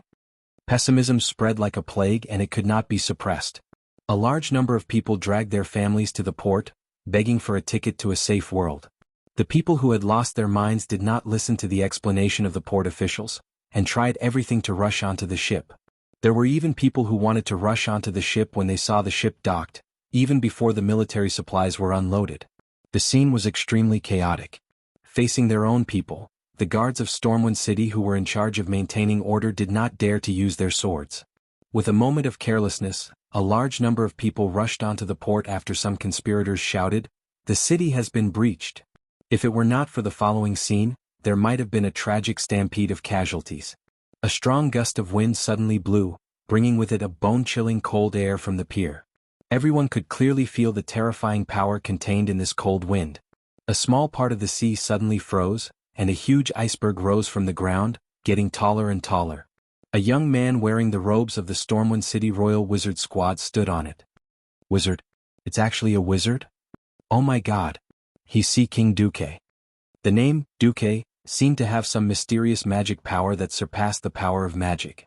As soon as the name came out, the people who were in a frenzy suddenly calmed down. Whether it was out of a natural fear of the wizards in the mysterious realm, out of admiration for the young wizard who had become a giant in the kingdom, or out of respect for the hero who was the king of demons Sargeras, the people stopped what they were doing. Everyone stopped what they were doing and looked at the legendary young mage standing on the ice mountain with complicated and fearful gazes. Duque didn't explain anything first. He raised his hand, and a lot of hands of magic that emitted white fluorescence suddenly appeared. They flew into the crowd like lightning and dragged several guys out. "What are you doing? Let me go. Let me go? Mages are killing indiscriminately. Is there still any law?" These ruffians struggled violently, but in the face of the mysterious magic power, their struggles were meaningless. Duque's mocking sneer spread in all directions. "Didn't you have a good time shouting, 'The city is breached,' just now? Shout. Why aren't you shouting?" Just by observing with the naked eye, it was impossible to find these fellows who harbored ill intentions. However, with the help of the system elf, he was able to find it easily. Of course, this would be attributed to the mysteriousness of mages by the people. Everyone's mind suddenly shook, and they immediately realized that it was these fellows who had seized the opportunity to cause trouble. "Bastard! You actually lied to us? Liar! The crowding just now almost trampled my son to death." The people were naive, and seeing that there was nothing serious happening, a group of bastards came to fan the flames. They were all furious, and their attention was successfully diverted by Duque. In the next instant, Duque's hands of magic grabbed the necks of these fellows who had been caught in the air. Duque raised his hand, and a gold-edged scroll appeared in his hand. "Now, I will read the urgent imperial order of His Majesty Lang Rin. In view of the fact that the beastmen have found a flaw in Stormwind's defense, I have decided to evacuate the people by sea to South Shore in the north in the next month in an orderly manner. Anyone who disturbs the order, behead. Earl Duke Marcus has the final right to interpret the order of all maritime transport." In fact, the imperial order was real, and the kind-hearted Lang didn't use such harsh words. In a time of great chaos, Duque just used a heavy punishment. Gently putting away Lang imperial order, Duque turned his cold gaze to the few troublemakers. "According to His Majesty Rin's imperial order, you are now sentenced to death." With a snap of Duque's fingers, a dozen hands of magic directly dismembered these weak fellows in midair. In the next instant, all the corpses didn't even fall to the ground. They were directly frozen into a huge ice sculpture, thundering into the sea closest to the dock. As long as one walked on the dock, one could clearly see the tragic deaths of these gangsters through the transparent ice surface. Immediately, Duque waved his hand, and the radiance of arcane magic divided the crowd into a dozen or so huge horizontal lines. "Now everyone line up with the 7 arcane radiances on your body, red, orange, yellow, green, cyan, blue and purple, and go to the designated dock official to receive the evacuation tickets. Anyone who disturbs the order of the dock, you'll end up like these gangsters. Don't even think of deceiving my mage's eyes. With my eye of heaven, anyone who sneaks onto the ship will be thrown into the middle of the sea to feed the sharks." With that, hundreds of strange, mage's eyes, suddenly appeared in midair, blinking and blinking. Everyone felt like they were being seen through. Under Duque's deterrence, and under the supervision of the city guards who had regained their toughness, the people unknowingly returned to order.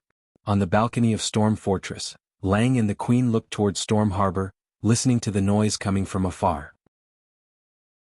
In their noses, the smell of blood from Storm Fortress, which had just begun to be cleaned up, was still extremely strong. The elite orc soldiers under Orgrim's command had not only killed a large number of Imperial guards, but also many reliable servants and maids. This made the cleaning of the corpses and the fortress very slow. Lang's furrowed brows were almost dripping water. "My dear, I'm afraid I'm going to lose this kingdom." Lang's brows were filled with gloom. This was the first time since the start of the war that he personally admitted that his kingdom might perish. The Queen grasped Lang's large hands tightly. "At least you still have me and William loyal subjects like Anduin, Bolvar, and Duque. There are so many soldiers who trust you and the people." The people? There was a clear sadness in Lang's eyes. "Any rational person would know that this is not your fault. Duque is right.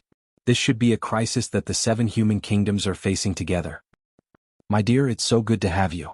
After kissing his lover, Lang turned around and entered the fortress.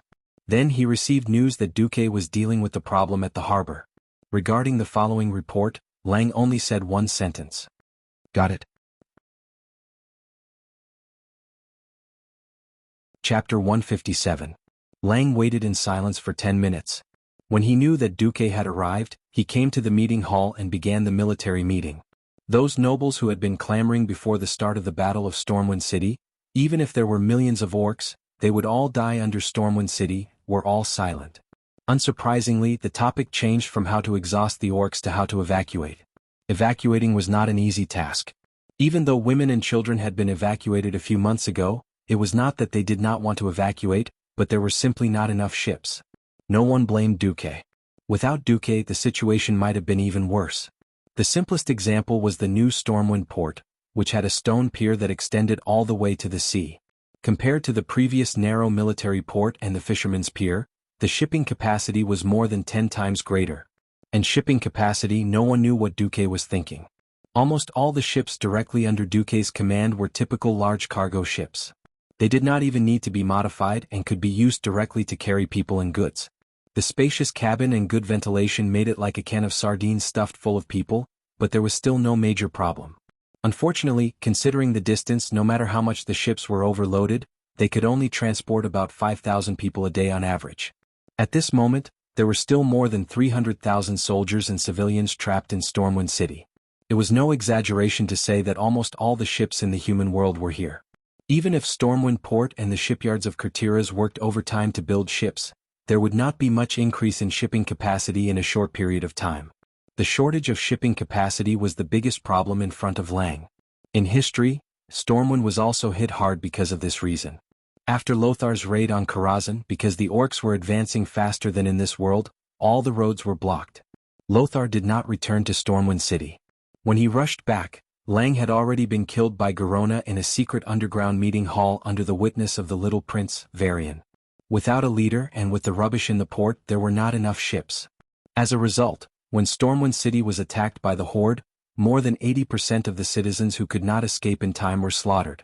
Lothar brought less than 20% of the citizens of Stormwind and the orphans and widows left behind by Lang to South Shore. With no soldiers, no manpower, no weapons and no supplies, Lothar was almost at the end of his rope.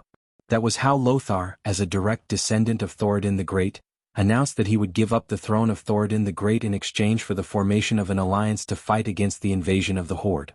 In this world, with the existence of Duque, the course of history had been greatly changed. At the very least, Lang was still alive, and more than 300,000 citizens had been transported to South Shore. Regardless of whether Stormwind had lost, just like in history, it was obvious that they had managed to preserve their vitality in this life. Due to the large number of citizens and the fact that Duque had sent people there early on to prepare for large-scale construction, there were voices of dissatisfaction in both the Kingdom of Riptide Fortress and the Alterac Kingdom. They suspected that the people of Stormwind had come here and refused to leave. King Lang knew very well that Duque had reached his limit. However, evacuation was not something that could be done at will, nor was it a simple mathematical problem. 300,000 divided by 5,000, which was exactly 60 days to evacuate. Wishful thinking. Hundreds of thousands of orcs were eyeing the city covetously. Once the city was breached, all the remaining people would be instantly surrounded like dumplings, and no one would be able to escape. Only those who had evacuated in the first few days would be truly safe. The later it was, the more dangerous it would be. Now, including all the militia and city guards, there were at most 90,000 people. It sounded like a lot, but once the battle started, it would only take half a day to kill all of them. Stormwind City can no longer be defended. For the continuation and future of the kingdom, we unanimously suggest that the Honorable Queen and Prince William should evacuate first. Several dukes stood up together and were the first to advise. Upon hearing this, Noxus snorted coldly. Why should the Queen and the Prince evacuate first? Isn't it just because the mother and son don't evacuate, and you cowardly fellows don't dare to violate the taboo and evacuate first? If the upper beam is not straight, the lower beam will be crooked. If the upper beam is upright, the lower beam will be crooked. Even if the upper beam is crooked, the lower beam will be crooked.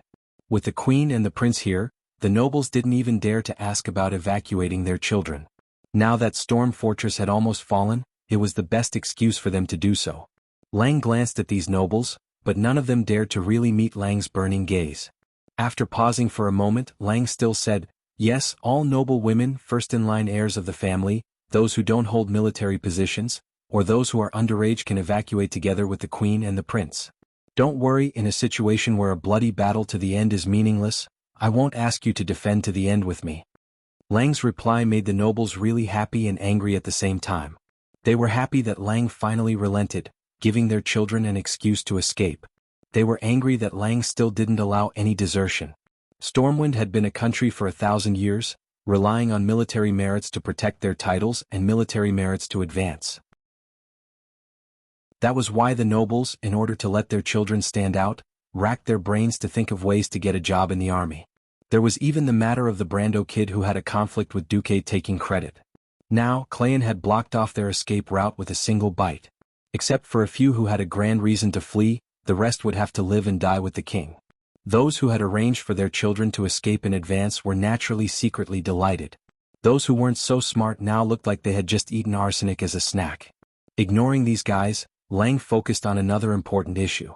Noxus, if I give you the entire city's combat power, how many days can you defend Stormwind? Noxus thought for a moment. With that 16-foot 5-meter high wall? If the orcs use that as a breakthrough point, 10 days no more. And we need at least 30,000 people to cover their retreat. This army will definitely be wiped out. As soon as he finished speaking, there was a commotion among the nobles. Almost everyone had their own thoughts. Lang turned his head to Edwin Van Cleef, who was sitting next to Duque, looking a little uneasy. Van Cleef, if I ask your men to urgently build 50 archery towers and catapults over 20 feet high at the east wall, can you do it? If you can, how many days will it take? It was the first time he had attended such an important military meeting, and Van Cleef was extremely nervous. His back was completely soaked in cold sweat. At this moment he heard Duque's voice. Don't be nervous, answer truthfully. The wise king will not vent his anger on you. Chapter 158. After receiving the affirmation from Lang and Duque, Van Cleef took a deep breath. To be honest, Sir Duque doesn't have much cement left. One of the important materials for cement comes from the Ungoro crater. We used Sir Duque's funds to collect it, but we only bought about 100 tons from the Stranglethorn Valley's Goblin Venture Capital Company. That's all they have in stock. The remaining materials are only enough to make 30 catapults or 80 arrow towers, and it will take at least 10 days. Nobles were not very knowledgeable, cultured, cultivated, and noble people. Apart from the strict etiquette training and the ability to read and write, the nobles in this era were no different from most ordinary people. Their geographical knowledge was limited to the nobles in the southern part of the continent. They did not realize that the Ungoro crater was on the other side of the sea, far away on another continent. Trash. If it's 10 days, the soldiers of Stormwind City would have been killed. On the opposite side, a duke slammed the table and rose to his feet, his angry voice almost frightening Van Cleef. Van Cleef was not the Van Cleef who was forced into a dead end in the future. At this moment he was just a follower of Duque who was born as a stonemason. He did not even have the chance to determine how much trust and support Duque had in him. It was like a duck being driven onto a perch. The Duke did not expect that Duque would go against him for the sake of Van Cleef, a lowly dog. He slammed the table and Duque slammed it even louder. Bang! Almost all the guards of the Wang family thought that the enemy was attacking. Every guard put their hands on the hilt of their swords. When they saw that it was Duque slamming the table, they secretly let go of their hands again. You're the trash. You don't even know that the Ungoro crater is on the other side of the sea, and you're talking nonsense to my people. If there really was so much cement, I would have raised the entire wall of Stormwind City to 200 feet high. Orcs can't even fly and let alone climb. Duque was telling the truth. In this world without modern industry, it was too difficult to make proper cement. The only thing they could do was to use volcanic ash as the main raw material for cement. That was why he had his eyes on the Ungoro crater and asked Van Cleef to collect materials through various channels. The truth was the most hurtful. Obviously, Duque was scolding people, but many people were amused by Duque's counter-argument. This kind of direct scolding of the other party's ignorance, and it even hit the mark. The resulting laughter made the Duke feel even more embarrassed. Another Duke stood up and said, "Very well, I would like to ask Sir Lothar, how long can you defend with these towers?" Lothar raised a finger. "The limit is 1 month and it's still the same thing. The troops in charge of the rear won't survive." Alright, let's go back to the original question. No, not back to square one. Duque interrupted the Duke. It's just 10 days. I'll fight for it. Duque patted Van Cleef on the shoulder. You can rest assured and let your men do their job. For some reason Van Cleef felt like crying. In his impression, the nobles were all in cahoots with each other. There is nothing that cannot be solved by the exchange of interests. This was a famous saying among the nobles. For a moment, Van Cleef thought that the noble Earl Duque would not stand up for a lowly person like him. He was a duke. Duque did not feel anything, but Van Cleef did not. Van Cleef, whose ancestors had been in Stormwind City for generations, had a natural fear of high-ranking nobles, who knew that not only did Duque speak up, but he also made the other party half dead. Suddenly, Van Cleef had the urge to die for Duque. Now, not only did Duque take all the blame, but he also protected him. Tears welled up in Van Cleef's eyes. Not many people cared about Van Cleef's emotions. Everyone's attention was on Duque's words. 10 days? Are you sure? The sand in the hourglass is more expensive than gold. We are in a race with death. King Lang kindly reminded Duque. Well, thank God. If you can do it, Duque, it will be a great help. Lothar, who had worked with Duque more often, was almost blindly optimistic. He did not know how Duque did it, but based on his understanding of Duque, he was sure that Duque would not make empty promises. Lang looked at the restless nobles and frowned. What are you going to do? The second duke was obviously a little against Duque. In front of His Majesty's minister, no matter if it's for comfort or other reasons, lies are meaningless. Right now we are discussing the lives and deaths of nearly half of Stormwind. We cannot allow a brat like you to speak big words. He was the king, and if necessary he could force Duque's proposal through. But before that, it would be best if he could convince everyone. Duque stretched his body and leaned comfortably on the bench. He crossed his fingers and placed them on his abdomen. It seems that your people think differently from you. Last night, your butler found my subordinate, Makarov, and said that he wanted 2 more ships to transport your treasures. Haha, if you don't believe me, why did you find my subordinate? Everyone knew that Duque was putting 2 and 2 together. Believing that Duque could stall the orcs for 10 days and believing in Duque's fleet were 2 completely different things. But either Duque's political intelligence was 0, or Duque was doing it on purpose. At this time, he told Lang that it was these vermin who wanted to disregard the lives of Lang's most cherished citizens, and empty the precious cabins to transport the treasures. Almost at the same time, Lang, Lothar, Bolvar, and the other upright and outspoken nobles all had dark expressions. Ugh, oh, there's such a thing? Impossible. The Duke immediately denied it, but he immediately realized that he could not fool him. I've been busy with military affairs recently. Perhaps there really is such a thing. If there is, I will definitely punish that butler. He actually dared to use our noble name to do such a dirty thing. Ugh, Count Marcus, don't change the topic. Whether you can stall for 10 days is related to the survival of the entire kingdom. That poor butler would most likely become a scapegoat. After all, beating his dog was also a slap to his face. Duque did not care. He already had his own ideas about the nobles of Stormwind. Of course, the topic returned to the most important matter, the 10th day. It's very simple. Since the elven forest has already been occupied by those greenskins, then I'll just burn half of the forest. The moment Duque's voice fell, the entire place fell into a deathly silence. Everyone sucked in a cold breath. Duque was really daring.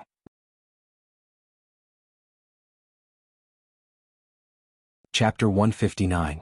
As the most basic territory of the Stormwind Kingdom, the Elven Forest had always been a treasure in the eyes of the nobles. Not only did agricultural activities such as logging and rearing pigs and sheep allow the people to live a stable life, but it also brought continuous tax revenue to the nobles' territories. In addition, the Elven Forest itself had a large number of high-grade copper and other mineral resources. The Elven Forest was almost synonymous with not having to worry about food and clothing. If it wasn't for the thousands of years that every inch of the forest had been transferred by successive kings, no fool would spend so much effort to develop the barren Red Ridge Mountains in the east, the dark Twilight Forest in the south, or the monster-infested western wilderness. In the meeting hall, everyone's first reaction was that Duque had gone crazy. They instinctively wanted to deny Duque. Their second reaction was that it seemed to make sense. What happened to the Elven Forest? Did it have anything to do with them now? No, not at all. No matter how much they denied it, they couldn't change the fact that the Elven Forest had fallen into the hands of those damned greenskins. The rich natural resources of the past had all become resources for the greenskins to raise their descendants. Thinking of their beautiful mansions and rich territories falling into the hands of those barbaric beasts, every noble gritted their teeth in hatred. One of the nobles asked weakly, "Won't we anger the druids by setting fire to the forest?" Then, a group of nobles looked at the small noble as if he was an idiot. They were facing a disaster here and he still cared about the druids who had died somewhere? The nobles immediately fell silent. Noxus was the kind one to ask, "What about the orc spellcasters called warlocks?" "I received absolutely accurate information from my master." At the moment, the strongest orc warlock, Ghoul, Dan, will not be able to fight for some reason in the short term. The same goes for the Shadow Council. So, as long as you give me a griffin, I'll be safe. Noxus suddenly realized that in the battle with the orcs, the human side was almost suppressed in all aspects. It wasn't just the factor of individual combat power, but also the lack of understanding of the orc warlocks. The Storm royal family's mages were defeated in the battle with the Shadow Council, and the mages were almost dead in name. However, in recent days there had been no orc warlocks attacking. Fortunately, this was the case. Otherwise, the only remaining Morningstar wizard in the country would have to protect Lang. With just 3 sky wizards, they would not be a match for the Shadow Council. Lothar nodded at Lang. Lang stood up. Alright, I approve of this plan. But I have only one request for you, Earl Marcus. Your Majesty, please speak. Duque stood up and bowed. You must come back alive. Lang said earnestly, Stormwind is on the verge of destruction, and it's not just you, Duke Marcus. For a 15-year-old like you, you've done enough, that's good enough. If the kingdom's fate is to be destroyed, I will calmly accept it. But in the future, when we rebuild Stormwind from the ruins, we still need young people like you to contribute. This. Almost every noble sucked in a cold breath. If it had been anyone else, they would have at least given a military order, saying that if they did not complete the mission, they would die for the country. Now that it was Duque, Lang was actually so lenient that he did not even hesitate to bet on the kingdom's early destruction. How much did Lang value Duque? Such royal favor was unheard of. Even when Medivh was still alive, Lang had never pampered a Medivh so much. But thinking about it, it was normal. At this point, did Dooku still need to prove himself? The youngest sky wizard, the richest merchant in the world, the Sea King who held the kingdom's lifeline, the hero who killed the demon king Sargeras, saved the queen and the prince, and was the king's great benefactor. If not for the fear of not being rewarded in the future and being blocked by the nobles, Duque would have been a duke by now. Even so, everyone in the noble circle knew that Lang had already greeted the only Morningstar wizard. As long as the situation stabilized, Duque would inherit Medivh's position in the kingdom and become the chief court wizard of Stormwind. Duque's rise was unstoppable. Before Duque returned from Karazhan, no one was confident. Now, many nobles had secretly decided that if Duque's plan to stop the orcs for 10 days was successful, they would completely tie Duque to their family's war chariot. Compared to other nobles, King Lang had a fatal shortcoming. The royal bloodline was too thin. It was not only because he was not a direct descendant of Thoradin the Great, but also because Lang did not have any siblings. Similarly, the only heir was Prince Varian. The queen did not have a child with Lang. But other nobles were different. Wasn't it just a noble daughter? As long as they had a marriage alliance with Duque, even if they lost their territory, their family would still be able to live comfortably. If they could win back their territory in the future, that would be even better. Unknowingly, the nobles had begun to have ideas about Duque. Duque did not know what the nobles were thinking. After thanking Lang for his concern, he prepared to set off. But after stepping out of Stormwind Fortress, he was surprised to find a group of old friends waiting for him. Mentor Norton, I'm so happy to see you. Your aura is not bad. Yes, it was Old Man Norton. Darnielle and Itana were also beside him. Duque noticed that these 2 former magic apprentices were now wearing the formal robes of the Royal Wizard Guild. Ah, you've advanced. This time Duque was really surprised. Darnielle smiled foolishly. Itana once said, if you don't rise in war, you will perish in the flames of war. I just advanced to a level 1 Earth Mage last week. Itana advanced 2 months before me, and is now a level 3 Earth Mage. The freckled Itana gave Duque a standard ladle-like bow, her face still a little stiff. Mentor Norton said that we should be able to help you. Old Man Norton came over and took Duque's hand affectionately. Don't refuse, Duque. This old man's old bones are about to fall apart. I'll thank the heavens if they can survive this battle. They have no future with me. Today I'll throw away my old face. If you don't accept them, I'll kneel here for everyone to see. Don't. Duque knew that the old man was serious. Darnielle and Itana, who were born as commoners, had long been labeled as Duques. If Duque didn't want them, these 2 really had nowhere to go. Duque turned to face the 2. Okay, enough with the pleasantries. You 2 will follow me from now on. I want to ask you, do you want to become my followers? Or are you my henchmen? Darnielle scratched his head. Is there a difference? Itana kicked Darnielle lightly. Of course I want to be a follower.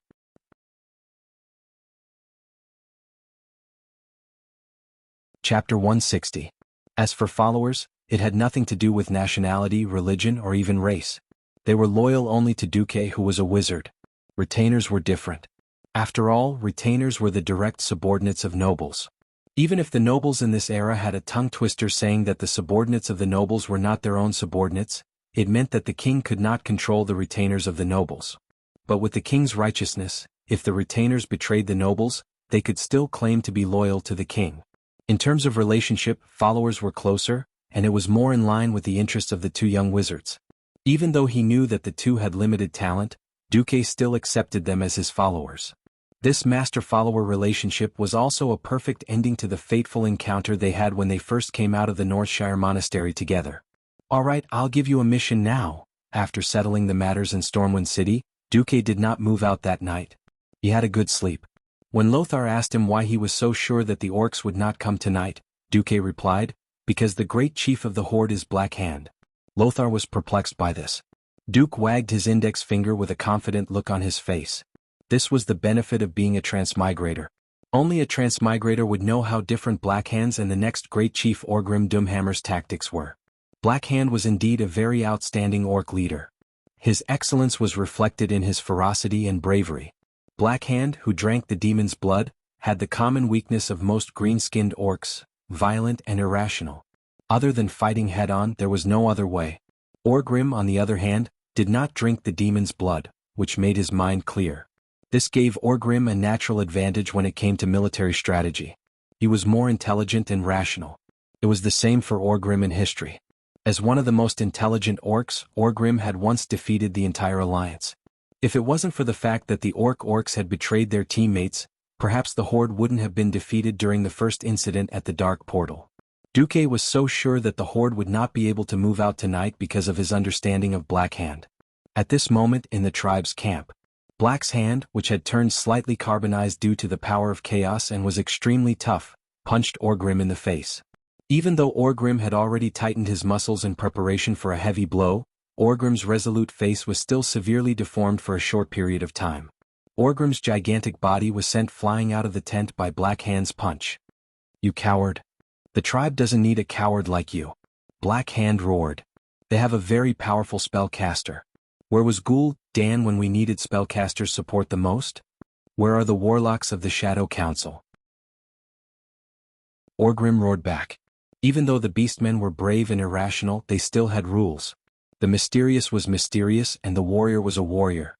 Since ancient times, the shamans of the tribe had been the ones to deal with the enemy's spellcasters. After the shaman profession withered, it was replaced by the warlock profession. The great tribal chief was speechless for a moment before saying, "Ghoul Dan has more important things to do, such as repairing the Door of Darkness." This was a sophistry, but it was also a good reason. If the Door of Darkness was repaired, then the tribe would have an endless supply of reinforcements. Even though the warriors left in that destroyed world were not the most elite, there were still many of them. Orgrim shook his head and stood up stubbornly. "Black Hand, tomorrow. Give me another 20,000 elites from the Blackrock tribe. If I can't defeat them, you will see my head." "All right." Black Hand was prepared to act recklessly. Mirror Lake was located south of Stormwind City. If one went to Stormwind City from Goldflash Town, southeast of Stormwind City, it was easy to see this huge lake on the left side of the main road. Now, Mirror Lake had become one of the lifelines of the Beastmen army. It was currently summer, and the heat was scorching the earth, making both sides feel uncomfortable. When there was no battle, the Beastmen were happy to enjoy the cool air under the shade of trees. In order to prevent the damned fishmen and Nagas who obeyed the humans' orders from running into Mirror Lake, the Beastmen had to use thousands of laborers to build a temporary dam. This was to make it the most ideal water source for the Beastmen army. Mirror Lake was located at the foot of a small mountain. In order to prevent the humans from poisoning the lake, they only needed to set up enough patrols near the mouth of the spring. From the top of the mountain, they could clearly see all the movements on the outer wall of the human city of Stormwind City. However, early in the morning, an atmospheric circulation that almost surrounded the entire mountain appeared on this average-sized mountain. The constantly rotating circulation formed a storm, forming a wall of air that was nearly 100 meters tall at the peak of the mountain. The patrolling beastmen tried to pass through this invisible wall of air to see what was happening. However, all the beastmen who tried to do so were instantly torn apart by the violent wind. In the next moment, in response to the first rays of dawn, balls of flames, along with the radiance of the sun, began to spread grandly from the top of the mountain to the vast land. At first, every beastman thought it was an illusion. But soon, when the blazing flames landed on the rough and messy roofs of the tribe's barracks, the fire easily spread. Fire! Fire! The sleepy beastmen had just woken up from their dreams when they realized that the entire camp was in a sea of fire. The beastmen were not unprepared for the humans' fire attack. Many beastman officers instructed the stupid beastmen to use sand to extinguish the fire. They also ordered the beastmen to rush to Mirror Lake to fetch water to extinguish the fire.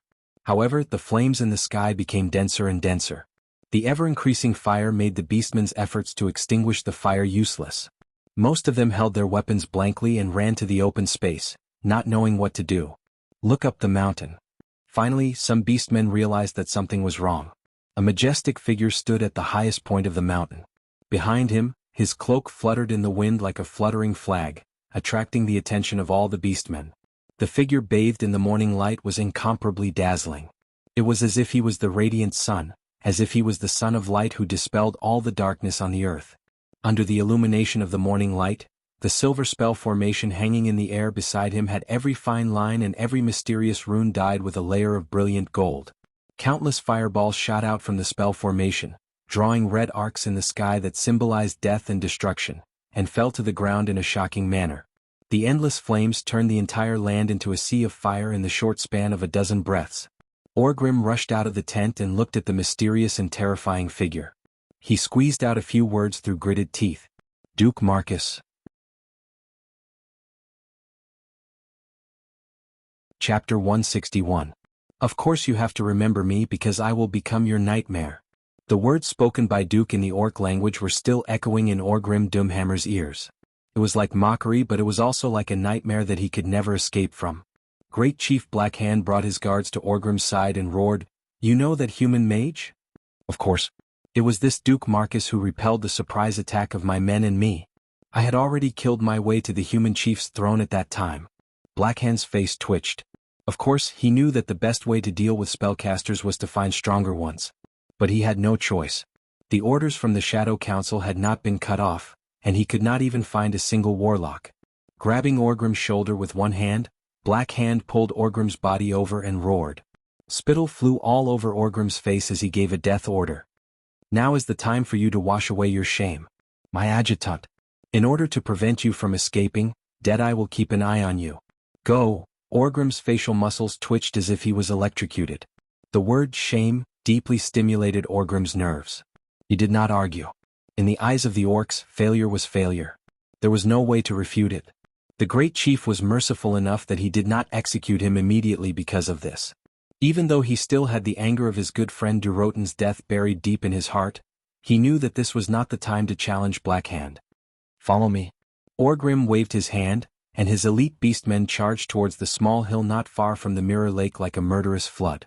Beside the elites of the Blackrock clan led by Orgrim, there was also a fierce army marching side by side with Orgrim's army. It was Kilrog Deadeye's Bloodring clan elites. The Bloodring was once the most powerful clan in the Horde. They still had a shocking number of people and powerful combat power. Unfortunately, they ran into Duke, who didn't have a warlock to suppress him. If they were the evil darkness that drowned the earth, then Duke was the light of dawn that washed away the shadows. In the morning light, Duke's entire body was shining with golden light. Behind him was a Stormwind lion flag. Duke stood at the top of the hill and looked down at the thousands of orcs who were crawling over like ants. Ah! Darniel, help me carry the flag. I want to let these guys know that Stormwind is not to be trifled with. Ah! Duke's maniacal laughter reached the ears of Darniel, who was responsible for carrying the flag. Unknowingly, Darniel had also become ambitious. He had often heard about how awesome Duke was, but he had never seen it for himself. He had never felt it so vividly. How many orcs were down there? There should be at least tens of thousands of them. This was a power that could destroy an entire kingdom. But could Duke face it so proudly?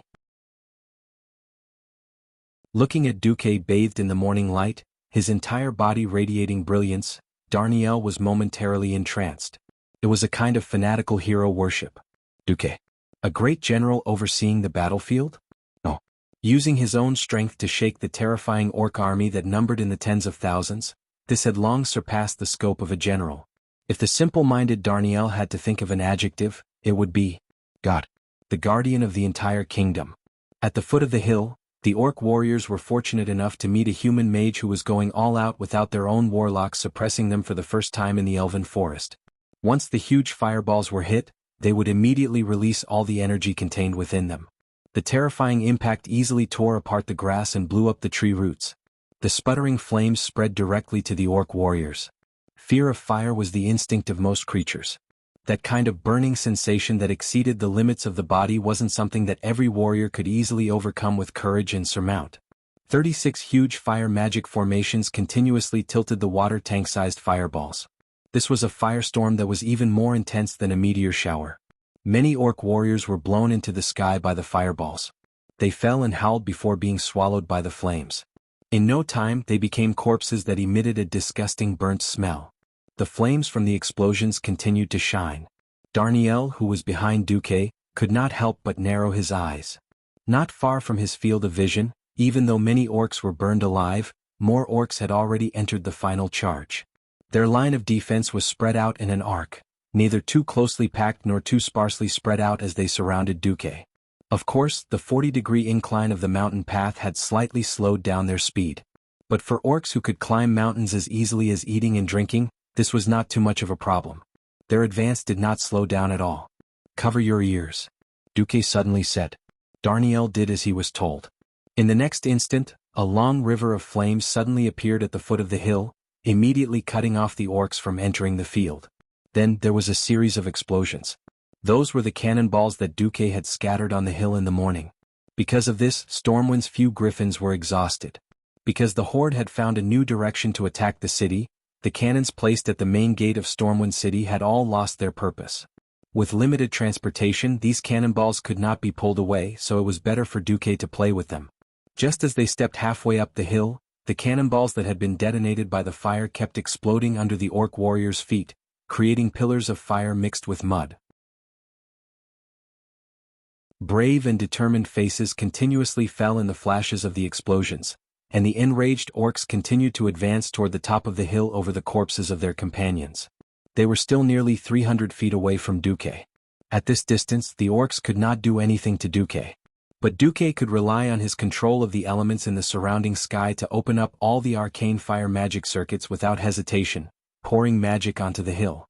The deafening sound of the explosions shocked the entire orc army, and even the human warriors on the outer walls of Stormwind City more than 1,000 feet away. Even if it was the lowest level of fireball, the impact it caused was quite shocking. The exploding fireball almost overturned the ground. On the originally lush hill beside the Mirror Lake, every branch was broken by the blazing heat wave. The broken branches kept falling and then flying again. Among the Blackrock and Blood Ring tribes that rushed up the hill, the flags that symbolized glory and power fell one after another. At the foot of the hill, the great chief Blackhand's eyes widened. This is impossible. In contrast, after seeing the raging fire and hearing the orc screams, the soldiers of Stormwind City burst into thunderous cheers. On top of the city wall, every warrior showed an expression of ecstasy. They knew that their new guardian, Duke Marcus, was teaching the orcs how to be human.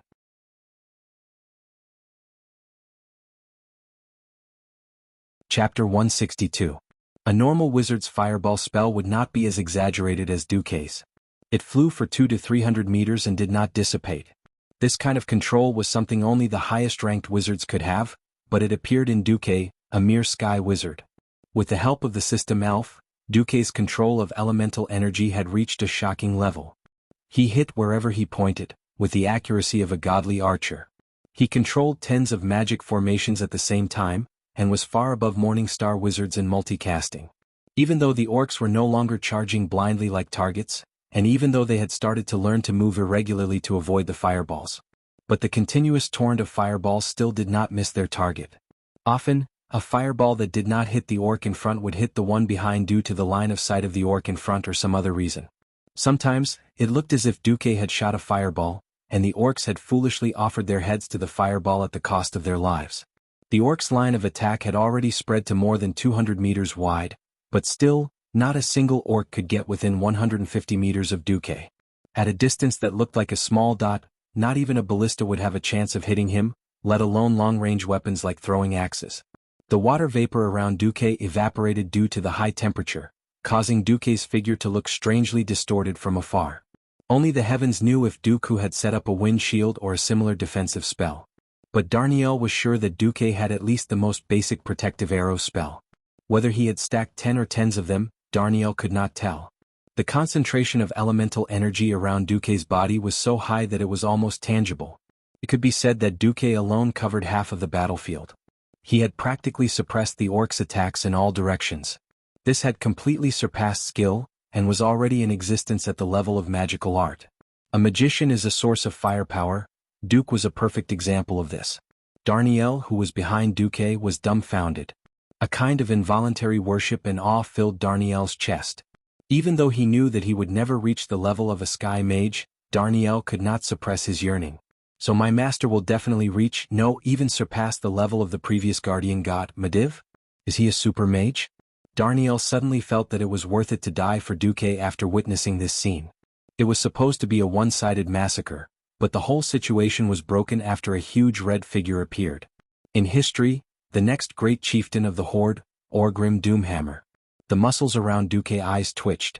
He already knew that Orgrim had an exaggerated resistance to the elements, especially the fire element. It was obvious that Orgrim was going all out.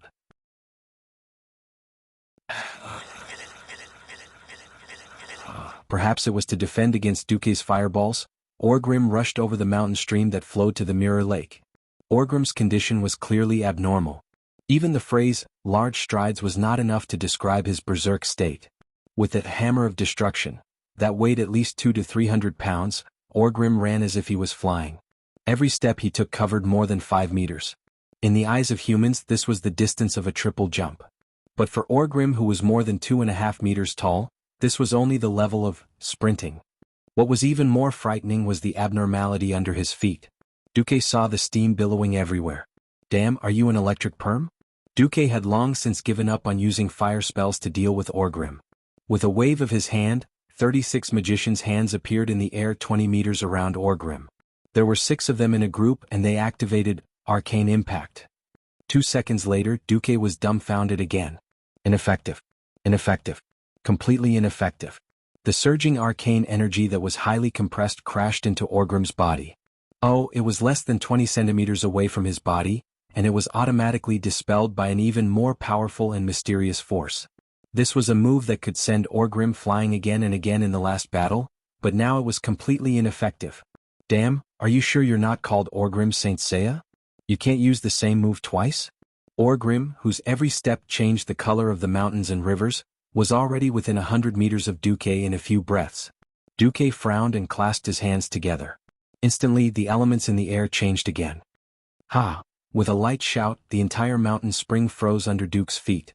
The cruel cold air flowed along the flowing stream and froze the entire stream in an instant. Countless icicles abruptly extended along the river like a hedgehog. The high-speed icicles were sharp enough to pierce through any mortal's body. Arctic Wave. This was a self-created spell that Duque had modified from Darson's Cold Prison. Although it was not complete, Duque was confident that it could stop Orgrim. Duque succeeded.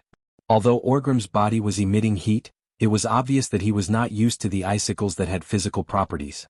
The high temperature continuously melted the icicles, but each icicle would pierce his body first, creating thumb-sized bloody holes. Ah! Faced with more and more icicles, Orgrim was surrounded. At this moment, another Beastman hero arrived, Kilrog Deadeye. As the chieftain of one of the 7 largest Beastman tribes, Kilrog's strength was definitely top-notch. If not for his old age, Duque was willing to bet that this old beastman's combat power was at least at the level of Black Hand. In front of Duque, Kilrog displayed agility that was comparable to that of a night elf. Yes, agility. If Orgrim was said to be more like an angry lion, then Kilrog was now an agile cheetah. He actually stepped on the blunt side of the icicles that Duque's icicles had pierced out, as if he was flying towards Duque. Multicast, activate. This was not a spell that Duque had asked the system elf to cast, but Duque's own true multitasking. Its power was more than a level higher than the system elf's spell. Blizzard, and Wide Area Icicle. For the first time, Duque showed the world his shocking magic circuit. No matter how agile Kilrog was, he could not be immune to this kind of omnidirectional magic attack. For a moment his figure also froze. Kilrog was so anxious that he croaked. The beastmen behind him still wanted to rush forward, but they were suppressed by the system elf's hand of magic and the magic formation. Chapter 163. Darnielle, who was standing behind Duque, was completely dumbfounded. Every spell Duque used required the full strength of a top-level sky mage, but Duque was using 3 spells at the same time, and all of them were instantaneous spells that ignored incantations. And judging from the status of the 2 orcs, they should be of high status. Boss, who are they? In private, Duque insisted that Darnielle and Itana call him boss. Oh, the chief of a top-level clan and the next chief of a tribe, replied Duque casually. Darnielle's face immediately turned green. Thanks to Garona's dissemination of tribal knowledge to the middle and upper echelons of Stormwind, most of the middle and high-ranking officers, as well as mages like Darnielle of the royal family, knew the general strength of the other side. It was generally accepted that the commanders of human armies could not defeat the chiefs of top-level clans, but could generally fight to a draw with the chiefs of second-rate clans. This was based on the many cases where the human armies were stripped of their numbers. It was simple: they were killed and their flags taken. In the many large-scale battles between Stormwind and the Horde, there were tragic cases where the commanders were killed and their flags taken. Only the publicly acknowledged god of war, Lothar, once killed the chief of a second-rate clan and saved some face. But this did not stop Lang from ordering the retreat of the army. A flag taken by the enemy was a disgrace, and a disgraced flag could not lead the soldiers to victory. This was an ironclad rule left behind by Thoradin the Great.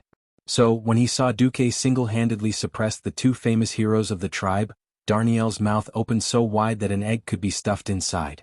But good times did not last long, and Duque immediately exclaimed, "Holy shit!" Darnielle did not know what this meant, but he knew that it was definitely not a good thing. Duque had indeed almost died, if not for the system elf constantly scanning the surroundings for him.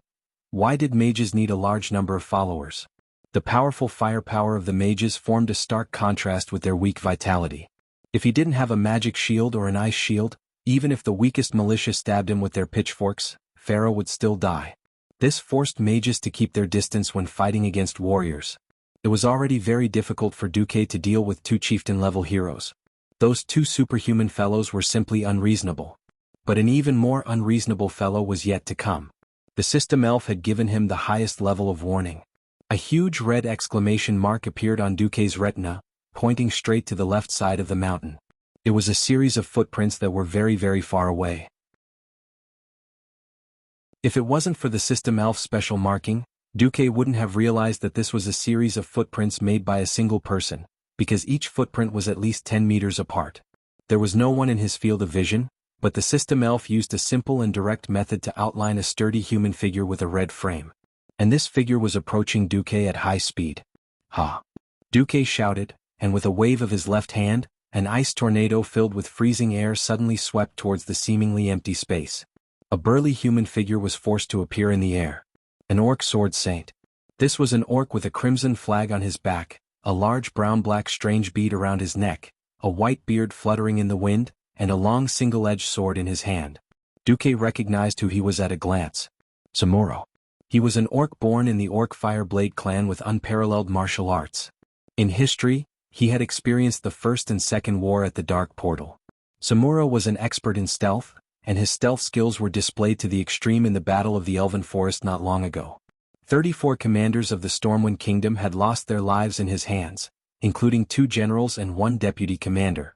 The Fireblade clan was a famous sword saint clan among the orcs, and this clan had given birth to countless sword saints.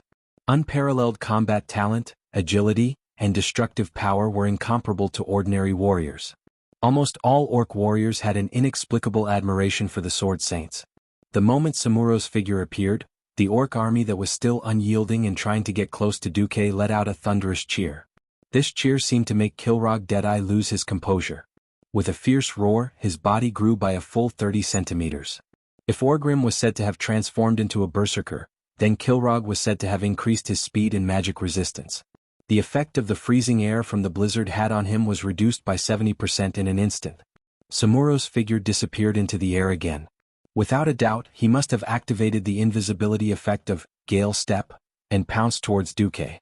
In an instant, the famous heroes of the three tribes charged over together. "Boss?" Darnielle called out in a questioning tone. In the plan that had been set before, Duque was to run after setting the fire. But when to run was still Duque's call. Duque knew very well that in a one-on-one situation, he would be at an absolute disadvantage against any one of the three Horde heroes. Duque couldn't understand the physique of the orc hero that could increase his magic resistance no matter how hard he scratched his head. Was this the 20% mutation in the world that didn't match Duque's impression? Or was it the level suppression brought by the orc hero? This was a very serious question. It was related to whether Duque would take a detour when he saw the Horde heroes in the future, or find a way to kill them directly. Heroes couldn't be replicated. Heroes with leadership abilities were even fewer if they were killed. At this point in time, before the appearance of the first-generation paladin, the humans really only had one Anduin Lothar to support the Horde, which was full of fierce warriors. In fact, before Bolvar for Dragon became a paladin, Bolvar's strength was only second-rate. If possible, Duque still wanted to see if he could kill one or two Horde heroes. At the very least, he wanted to find out if their abilities were different from what he remembered. Duke stretched out both of his hands, as though he was pushing open an abnormally heavy door.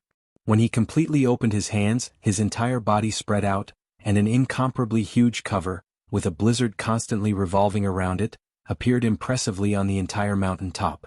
When a mage's ice barrier was expanded 100 times with the support of unimaginable magic power, what would it look like? The answer was the ice barrier in front of him. An enemy that entered the barrier would be affected by a certain speed reduction effect and a certain chance of being frozen into ice.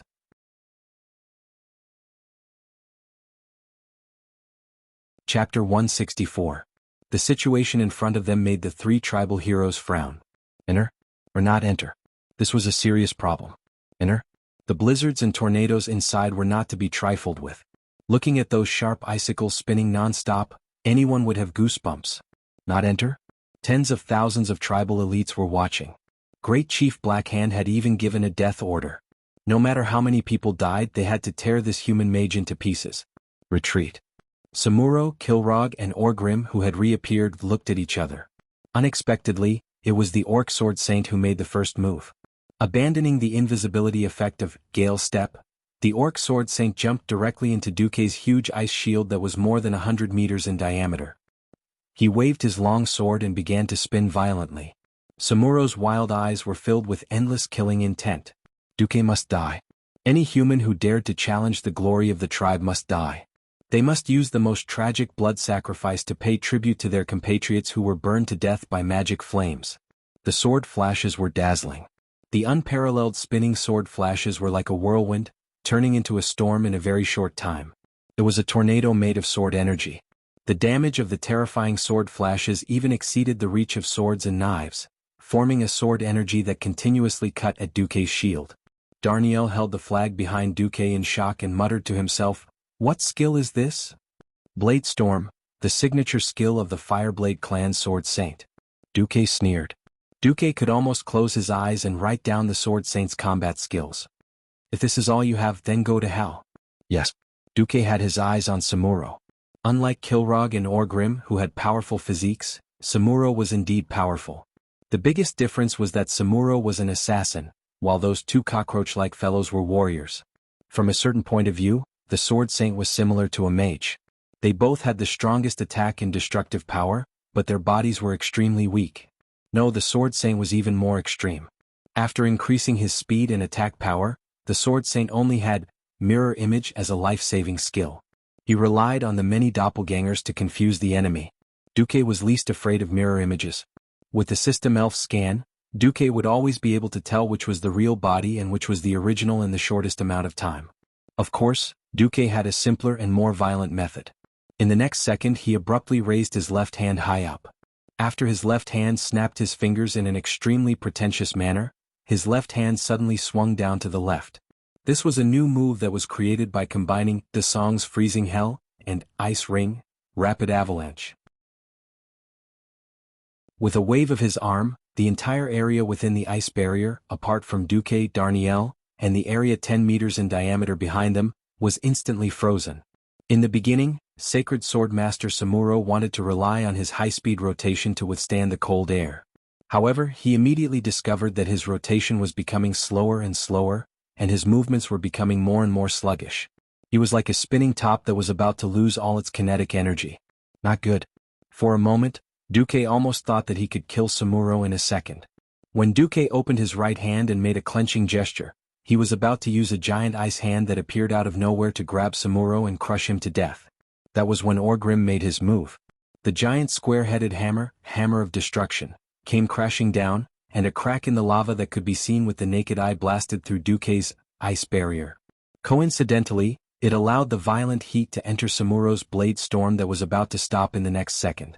After the high temperature was transmitted, Samuro suddenly had enough energy to resist Duque's cold air. The blade storm that had almost stopped once again displayed its shocking destructive power. The high-speed rotating blades brought with them an extremely high temperature that was enough to evaporate all the water in the surrounding air. They actually ate away at least a quarter of Duque's barrier in an instant. Duque's face darkened. I knew that hammer of destruction wasn't some blue-quality item that was sold at a roadside stall. Duque cursed. As Orgrim's famous weapon, hammer of destruction, was never a nameless weapon.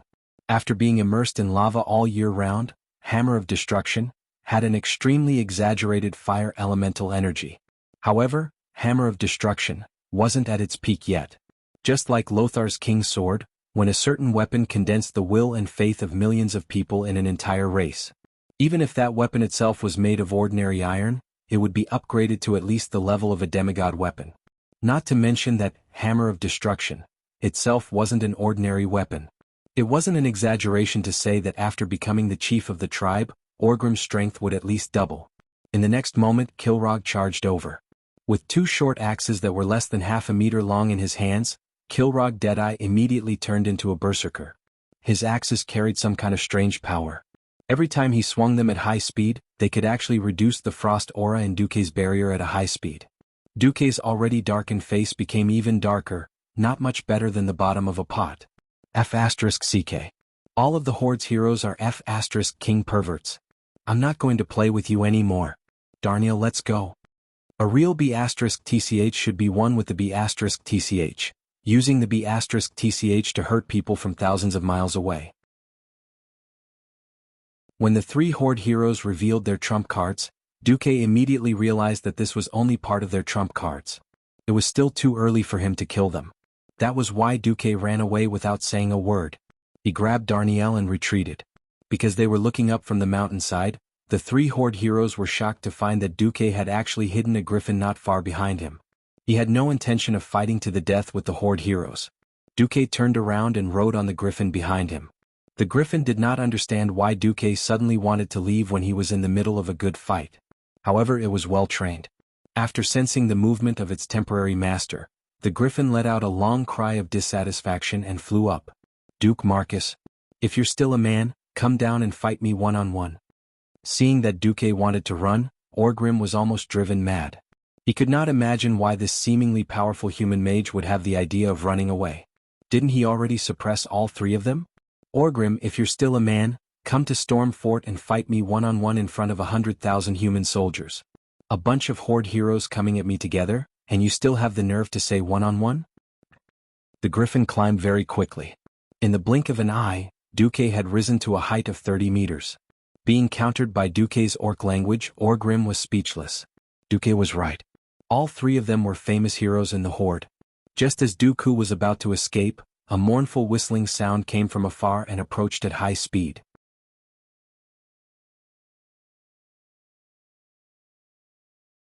Chapter 165.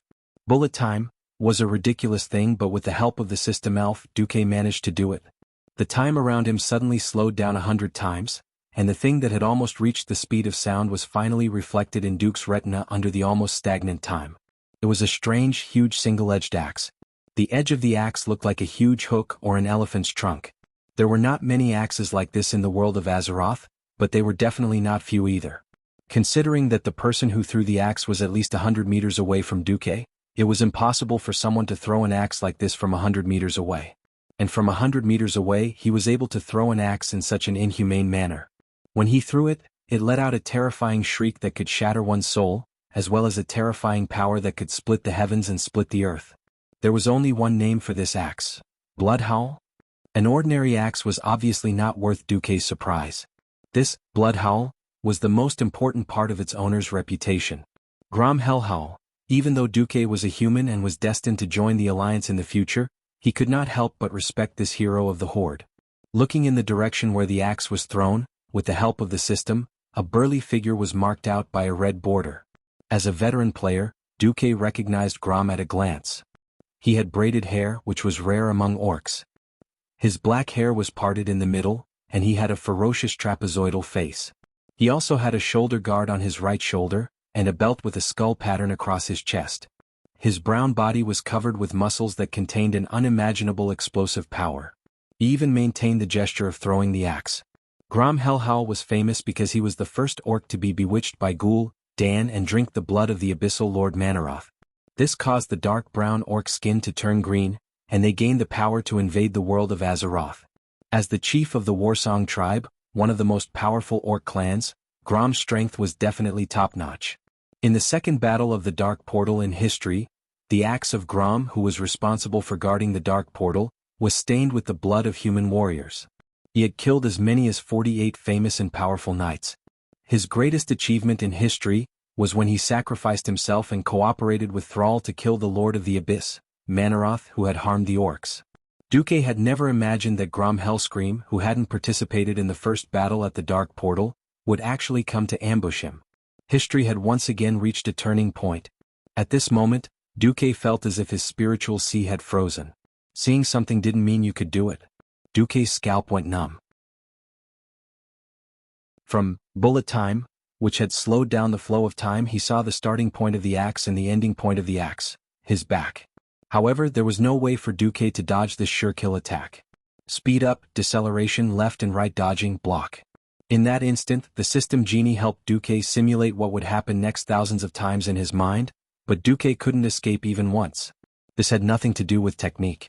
This was an attack that had completely surpassed the boundaries of martial arts, physics, and science. It felt as if this was the kind of attack that was guaranteed to hit, and the process of making up for the hit itself was a completely unreasonable attack that went against the laws of karma. Lothar was the king's sword that had gathered the will and faith of humans for more than 1,000 years. Grom's axe toss had also gathered all the spirit, energy, and spirit of this sword saint, who was also from the Fireblade clan, as well as the wild and unparalleled will of the 100,000 warriors of the clan. The orcs will never be slaves. Grom Hellscream's classic roar seemed to echo in Duque's ears. In this spinning axe, Duque saw an illusion. He saw the struggle of the orcs on the land of Draenor for thousands of years. Natural selection, survival of the fittest. The orcs became the masters of the land of Draenor with their wild and unyielding will. Now that Draenor was heading towards destruction, the orcs saw Azeroth as the next stop for the orcs to reproduce and continue because of the collusion between Ghoul, Dan, and Sargeras. There was no compromise, no fluke. At this moment, Duque finally realized that even though he was a mage, sometimes he had to fight for real. Ha! Duque yelled. At this time, Darnielle, who was helping to steer the griffin, was scared out of his wits when he realized that 20 meters behind him, there was an incomparably huge axe cleaving through the air. Suddenly, 12 magic formations and 36 hands of magic appeared not far in front of the griffin's left. Darnielle's mouth was wide open in shock, and he didn't even realize that the strong wind brought by the high-speed flight was pouring into his mouth, causing his face to swell and become very funny. Multicasting and mobile casting were two special meta-magic abilities that many mages couldn't train for a lifetime. Not everyone could calm down while moving at high speed, let every incantation enter the spirit sea, and use magic power to activate them in the correct order. Not to mention multicasting of mobile casting. Even if Duque cast his magic silently, it was still an inconceivable thing for mortals. It was like a person running at the speed of a 100-meter race and reciting 48 different ancient poems of more than 100 words in his mind at the same time without slowing down. Was this done by a human? But Duque did it with the help of the system elf. Not only Darnielle, but Orgrim, Kilrog, and Samuro, who were watching Grom Hell roar nervously from below, as well as the great chief Blackhand not far away, and thousands of orcs all witnessed this spectacle. The gorgeous formation that suddenly appeared in the sky was like a miracle depicted in epics. Arcane Impact fell with a loud bang. It wasn't the messy kind of torrential rain, but a kind of strange rhythm, a very regular and accurate shot. Bang, bang, bang, bang. In a very short time, dozens of arcane impact spells fell on the spinning axe blade, each strike less than 1/50th of a second apart. But each strike hit the same position on the left of the spinning axe blade that was constantly changing position in the air.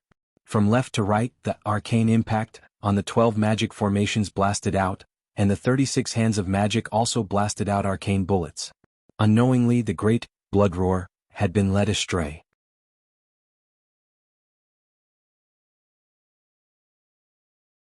Chapter 166. Grom Hellscream roared as he widened his bell-sized eyes. His bloodshot eyes were filled with disbelief. Unlike the other boorish beastmen, Grom came from the Fireblade clan, which emphasized technique, willpower, and will the most. This clan produced many sword saints, and their battle philosophy was different from most of the beastmen. Grom clearly knew that the strike he had absolute confidence in had been led astray. The slightest error could lead to a huge difference.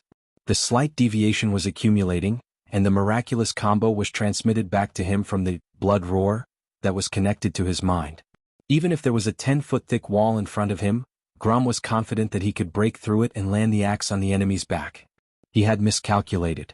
This mysterious human wizard that he had never met before had shocking techniques that left him in awe. Even though he was watching from afar, he could understand what Duque had done. The axe, which was powerful enough to split a mountain and split the earth, felt like it was chopping paper. Every layer of paper slightly weakened the power of the axe. Bit by bit, like water dripping through a stone. However, Duque's method was even more extreme and many times more precise. The 3-digit mid-tier spell combo had caused the fatal blow to deviate. Sigh. Grom Hellscream roared as he let out a long sigh. The sigh was so soft that it was almost inaudible. Grom, who never lost confidence, suddenly felt an irresistible sense of helplessness.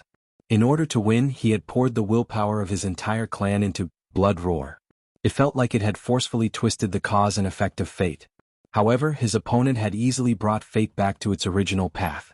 Just like how water flowed downwards, the sun would always rise after a long night, and the year was divided into 4 seasons. This axe, if you say it will hit, it doesn't count. If I say it won't, then it won't. As countless orcs looked up, the famous blood roar finally deviated from its original path and brushed past Duque less than half a meter away from him. The griffin Duque was so shocked that it lost a few feathers, and Darnielle was so scared that he almost peed his pants. However, they did not cause any real damage to the detestable Duke Marcus. Ah! Ah! The griffin flew higher and higher. In just a few breaths, it had already soared into the clouds, turning into a small black dot that was almost invisible to the naked eye. It only left the bitter orcs with a string of wild and arrogant laughter. Almost every orc's face was black. Perhaps it was because of the smoke, or perhaps it was simply because his face was black. There was such an earth-shattering explosion 1,000 meters away. There were raging flames, thick smoke, and clearly audible screams. It would be strange if the human guards on the outer walls of Stormwind City could not hear or see it. Looking at the griffin descending from the clouds again, looking at Duque's iconic wizard robe on the griffin, the defenders could not help but let out deafening cheers. Well done, Earl Marcus. Kill those green-skinned people. Burn, burn, burn. It's better to burn them all to death. Sir Marcus, you are our patron saint. Duque let Darnielle drive the griffin and fly slowly over the outer walls. Every time he raised his hand, a louder cheer would be aroused. Lothar flew over with a small group of griffin knights. This Azeroth Prince of Dreams had wavy black hair fluttering in the wind. Before he got close, his loud, lion-like laughter could be heard. Ah! Well done, Duque. Hey, I almost lost my life there. A few of the chiefs in the tribe probably hate me to the core. It's fine. Even if you were really trapped there, I'm sure I can bring people to rescue you.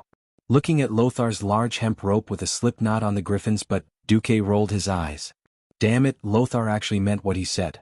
When the time comes, will you rope me like a western cowboy, hang me by the neck and pull me up? Dissy. If it weren't for you, Lang wouldn't have allowed me to dispatch all the griffin knights. Duque suddenly felt a burst of warmth in his heart. A line of griffins flew to the inner city wall of Stormwind City, near the flight point on the east side. The griffins spread their huge wings and began to slow down. After a few flaps, their sharp claws made a sharp sound on the thick hay. Before the griffin came to a stop, Lothar had already nimbly flipped over. But there was one person faster than Lothar, Storm King Lang. How was the battle? Lang asked impatiently. It's fine, the beastmen will get lost for the time being. Are you sure? Lang's face was filled with undisguised surprise. Of course. Duque's voice rose an octave. Not only did I burn most of their tents, but I also added some seasoning to their only water source. Seasoning? Almost at the same time, the great chief of the tribe, Black Hand, could almost be renamed to Blackface. Report, the water source has been poisoned? Poisoned? How can running water be poisoned? Beside him, Kilrog angrily asked the captain of Black Hand's bodyguards. I don't know. But the water flowing down from the mountains is green. My men have personally confirmed that the beasts will die after drinking it. Someone saw Naga in the water, it should be the human Naga who poisoned it. Wasn't there a water bar blocking it? Orgrim asked. It was blown up by that human mage. It was too chaotic just now, none of us noticed. The few tribe leaders fell silent at the same time. At first, the elven forest was filled with murlocs and Naga, attacking the orc laborers who were fetching water from the river. But Orgrim came up with an idea, which was to build a crude dam to prevent the Naga and murlocs from entering the forest. After a few attempts by the Naga to bypass the dam and enter the water, they were ambushed by the orcs. Almost no Naga could be seen in the elven forest. They didn't expect to be ambushed by Duque, allowing the Naga to enter the forest. Now, all the trees that could provide shade had been burned down by Duque, and the only water source had been polluted. There weren't tens of thousands of people here. If there were only a few of them, they could slowly dig deep wells. The problem was that there were 300,000 soldiers here. The orcs were very brave warriors, but they weren't undead. They needed to eat, drink, and defecate too. Without water, this was definitely a very serious problem. Black Hand was very violent, but he hadn't completely lost his mind. The word was stuck in his throat a few times before it popped out from between his teeth. Retreat. On the other side, a deafening roar came from the direction of the city gate, spreading throughout Stormwind City. Every soldier in the city raised their heads in confusion, looking at the outer city wall in confusion. Not long after, a messenger immediately shouted as he galloped on his horse. Victory! Victory! Sky Mage Earl Duke Marcus ambushed the orc camp, burning over 10,000 orcs to death. Now the orcs are retreating from the south gate.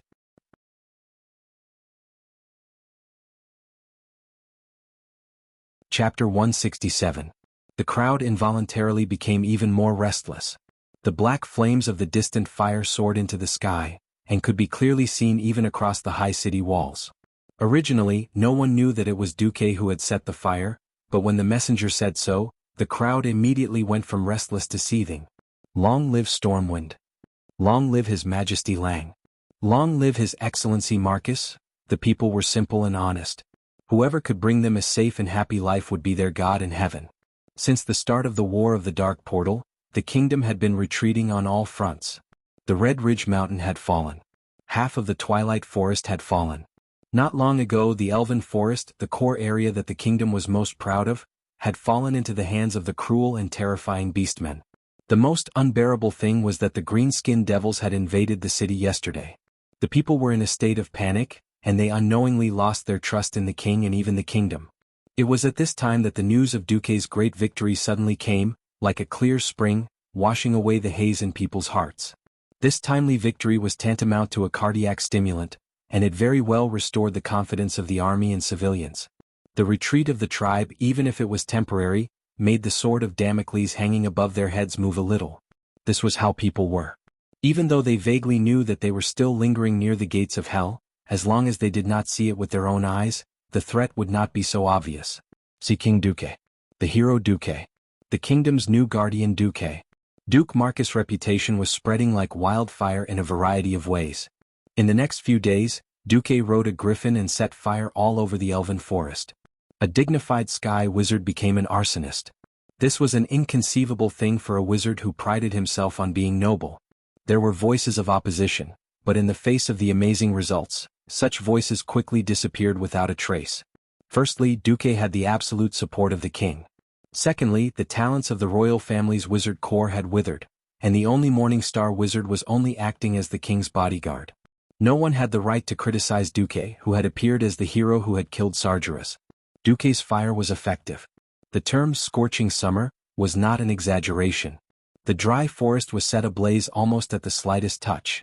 A few fireballs in the upwind direction would turn into a forest fire that was almost impossible to extinguish. If it wasn't for Orgrim's suggestion, the beastmen would have suffered even greater losses. Duque was ruthless enough to set fire to the forest. This was something Orgrim didn't expect. The continuous fire stirred up thick smoke that covered the sky, almost turning the entire forest into a flaming hell.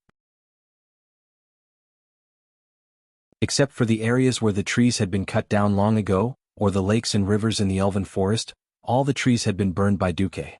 The problem that followed almost drove the leaders of the tribe crazy. "We're out of food." Orgrim was the first to speak during the tribal chieftains' meeting. Warriors of the tribe fought against 3 humans on the battlefield.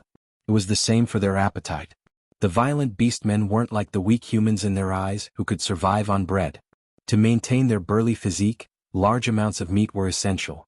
The hunters of the tribe had to go deep into the forest every day to kill large numbers of animals. Unlike the old orc Draenor, there weren't many large or even gigantic creatures in the elven forest. Wild boars, gnolls, and even captured murlocs had all become food for the beastmen. Anything larger than a squirrel in the forest had been hunted down. They didn't realize it when their territory was expanding rapidly, but now that their attacks had stopped and the forest was suddenly set on fire, these fellows who were 99% muscle-brained finally realized the severity of the problem. "Aren't we learning how to rear pigs?" Blackhand asked in a muffled voice. "Pigs don't grow up in a day." Orgrim didn't think much of Blackhand's brainlessness before, but now he felt that having a tribal chieftain like this was like riding a giant wolf rushing to hell. All the chieftains looked at Blackhand, waiting for him to make a decision. As the first tribal chieftain of the tribe, Blackhand wasn't a very smart person. Or rather, Ghoul Dan had purposely chosen Blackhand to make it easier for him to control him. Similarly, in the tribe, it was usually the bravest and most capable of fighting who became the chieftain. And the smartest ones were mostly the shamans in the tribe. But now, the shaman profession was on the decline, and the warlocks that replaced it were mysterious and sneaky. Recently, all the warlocks in the Shadow Council had disappeared. Blackhand really couldn't come up with a plan if he suddenly asked him to. Unwittingly, Blackhand turned to look at his most trusted aide, Orgrim Doomhammer.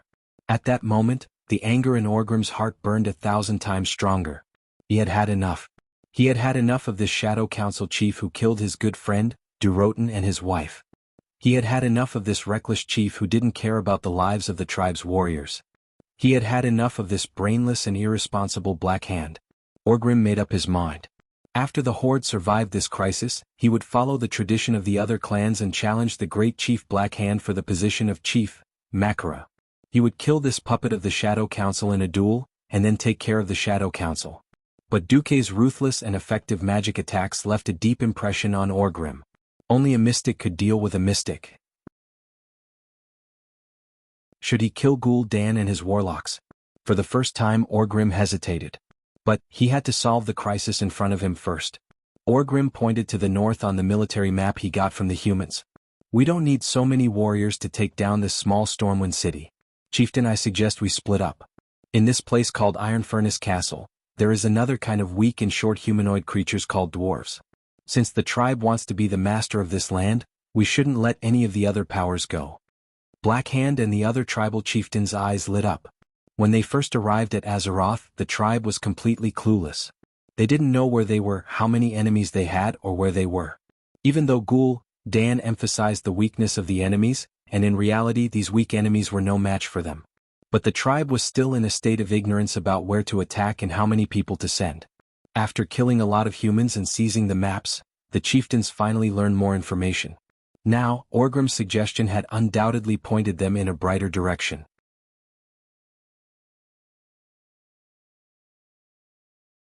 Chapter 168. There were hundreds of thousands of Horde warriors. There was no need for so many soldiers to take down this small human kingdom. Furthermore, Orgrim had already used his actions to find the enemy's weak point, the low city wall in the valley. Spreading out was also a way of survival for the beastmen since ancient times.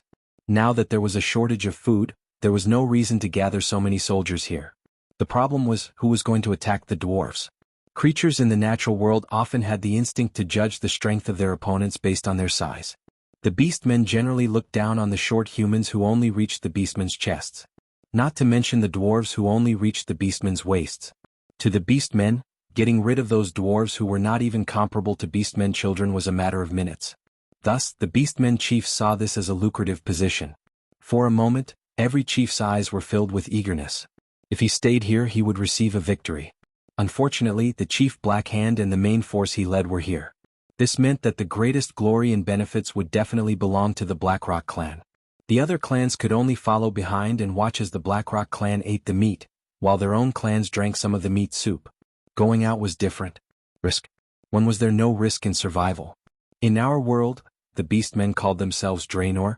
Every hunt was a fight with their lives on the line. In the eyes of the beastmen, risk was not a problem. Every chief unknowingly took a step forward. Black Hand squinted his eyes and used his limited brain capacity to think. Very quickly, the chief made a decision. Kilrog, I'll give you the glory of conquering Iron Furnace Castle. I hope your Bloodring clan can bring glory to our tribe.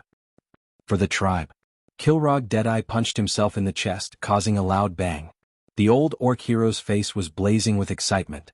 Black Hand turned around and looked at Grom Inferno, who had rushed over at the last moment before the dark portal closed. He roared, "Your Warsong clan will head north and conquer this kingdom called Torrential Stronghold." My Bloodhowl has been hungry for a long time. Grom's lips curled up, revealing a bloodthirsty smile. Black Hand slammed the rough wooden table, instantly turning a corner into splinters. Other clans, prepare yourselves. We will directly cross the mountain and attack the eastern wall of Stormwind City. Black Hand and Orgrim's idea was a good one. Unfortunately, dreams were plentiful, but reality was harsh. The Horde spent 11 days getting the orc laborers to dig wells along the way to clear the obstacles in the way of the army's advance. Once again, Orgrim and the orc army behind him were dumbfounded as they traversed the mountains with ease.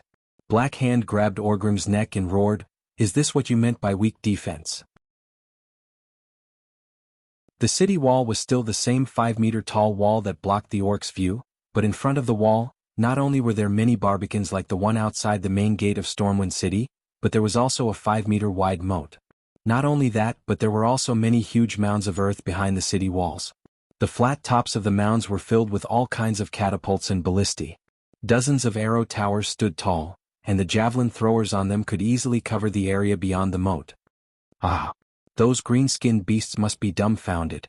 On the arrow tower, Noxus looked at the hesitant Horde army and laughed happily. Beside him, Lang also smiled sincerely. "It's all thanks to you, Duque.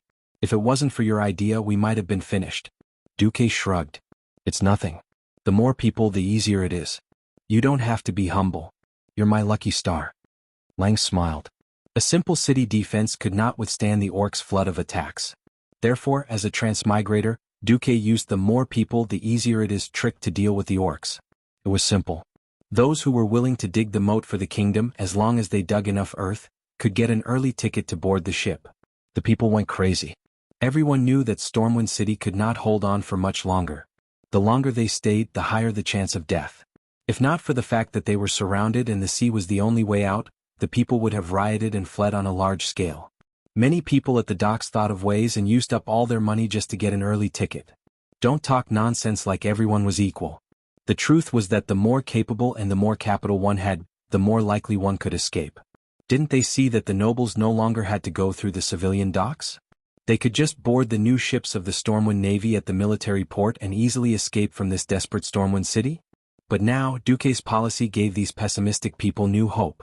As long as they worked hard, they could save themselves and their friends in advance. The conditions were not harsh. The laborers dug under the cover of the Stormwind soldiers who were ready for battle. Digging 20 standard carriages of earth could be exchanged for a ticket. A strong worker who spared no effort to work for a day or two could basically guarantee 3 to 4 tickets on the ship. Just like that, Duke did not even need to pay. With safety as a bargaining chip, he easily added hundreds of barbicans of various sizes around the eastern and northern walls of Stormwind City. Then he built a sluice gate and connected it to the canals within Stormwind City, creating a moat on the outermost perimeter of the outer walls. Although everything looked so rough and full of flaws, it was many times better than the original 5-meter-tall city wall. Duque looked at Edwin Van Cleef, who had deep dark circles under his eyes. He did not know if he had slept for more than 10 hours. Duque smiled warmly and patted Van Cleef's shoulder. "Good job, Edwin." "Master, you flatter me." Van Cleef hurriedly lowered his head. I'll leave the transport ship, sea god, to you and your stonemason.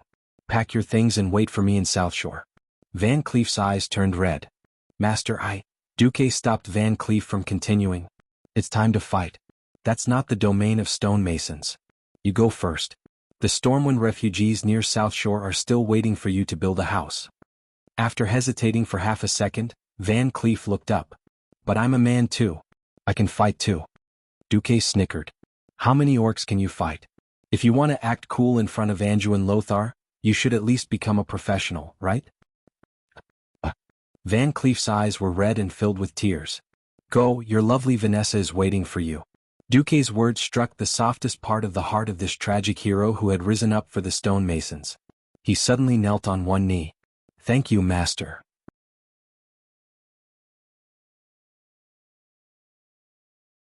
Chapter 169. At Stormwind Port, Van Cleef's eyes reddened when he saw the huge Poseidon ship moored in the harbor.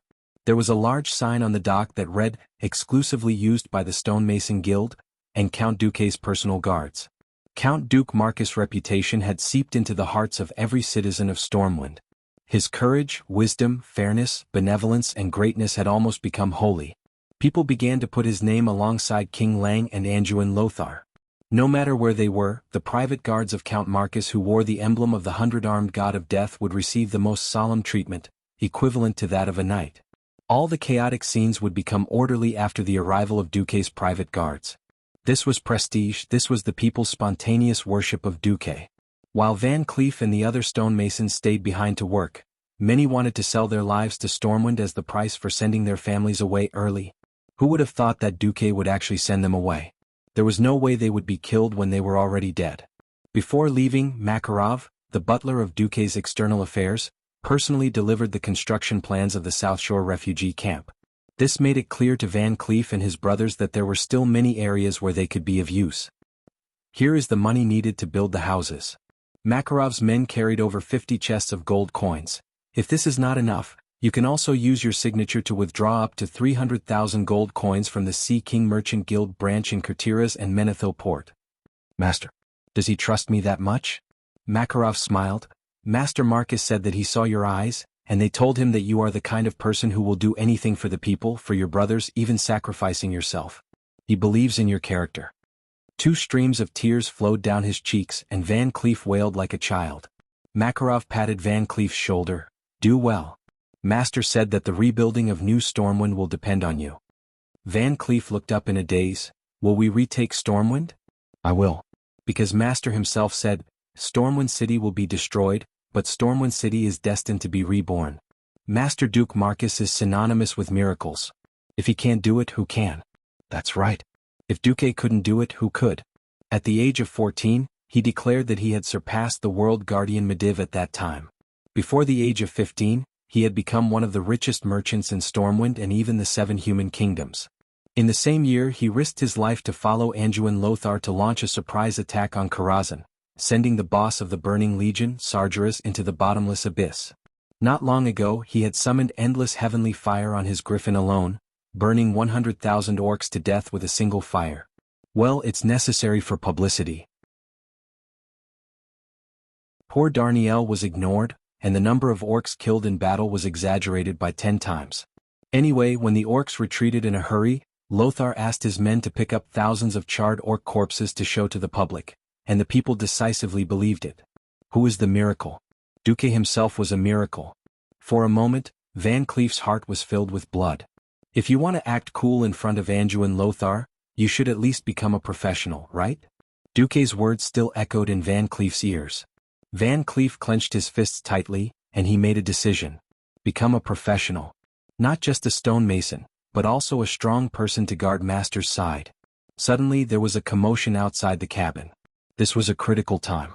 Makarov and Van Cleef immediately looked towards the direction of the sound. It was the direction of Stormwind's military port. Due to the needs of the war, the port had been constantly expanding. The northernmost berthing of the civilian port was already very close to the military port, so they could clearly see what was happening at the military port dozens of meters away. All of you get off the ship. There's no extra space on the ship for filthy people like you. Seeing the filthy people that the noble was talking about, Makarov and Van Cleef's eyes widened. Those were the navy of Stormwind. Why were the owners of the ship being chased off? This is the Royal Navy's ship. The first mate on the ship waved his fist angrily. Not for now. The noble with the count's medal arrogantly raised his hand, and immediately a person who looked like a butler walked forward. Makarov recognized him. He was Count Christian Ferens, whom Windsor had rescued from Karazhan a while ago. F***ck. He really F***king saved a scourge back. And he actually treated these scum like they were his king.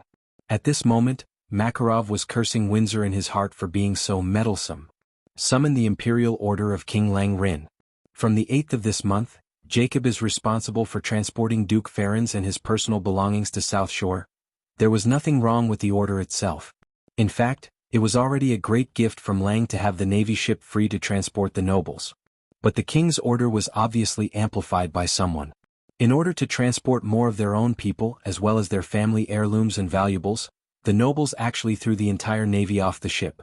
The cabins that originally belonged to the navy were all filled with treasures, guards, servants, and maids. A navy officer suppressed his anger. Then your safety will not be guaranteed. I don't need you lousy temporary sailors. My men can handle this ship just fine. They are sailors with rich experience in long-distance voyages. The arrogance of the nobles was vividly displayed by Count Christian Ferens at this moment. Bullshit. How can a navy ship be the same as a civilian ship? The navy's lungs were about to explode. But they did not dare to do anything. The one who came out was Count Christian Ferens. But this count's father was the famous Duke Ferens. At the peak of his power, the Ferens family owned 1/5 of the Elven Forest as their territory. They were one of the oldest nobles in Stormwind. How will the ship come back? Jacob still has a mission to evacuate people from Stormwind in 5 days. Count Christian raised his chin and did not even lift his eyelids. Go to South Shore. I will order the soldiers there to bring the ship back. After saying that, he no longer paid attention to the naval officers and disappeared from the cabin, leaving only 8 fierce-looking guards lined up in a row, blocking the cabin entrance. Arrogant, condescending, and proud of being born noble. Why were there heroes like Anduin Lothar and Duke Marcus among the nobles? And why is it full of scum like Christian Ferens? You're tuning in to the Han Lee's Wuxia Adventures YouTube channel. We're so grateful for your support, and don't forget to subscribe to join us on this incredible journey through captivating stories. Your generosity through donations truly makes a world of difference, as it's the primary source of revenue that allows me to expand and enhance this channel for you. Thank you from the bottom of my heart for being a part of this adventure.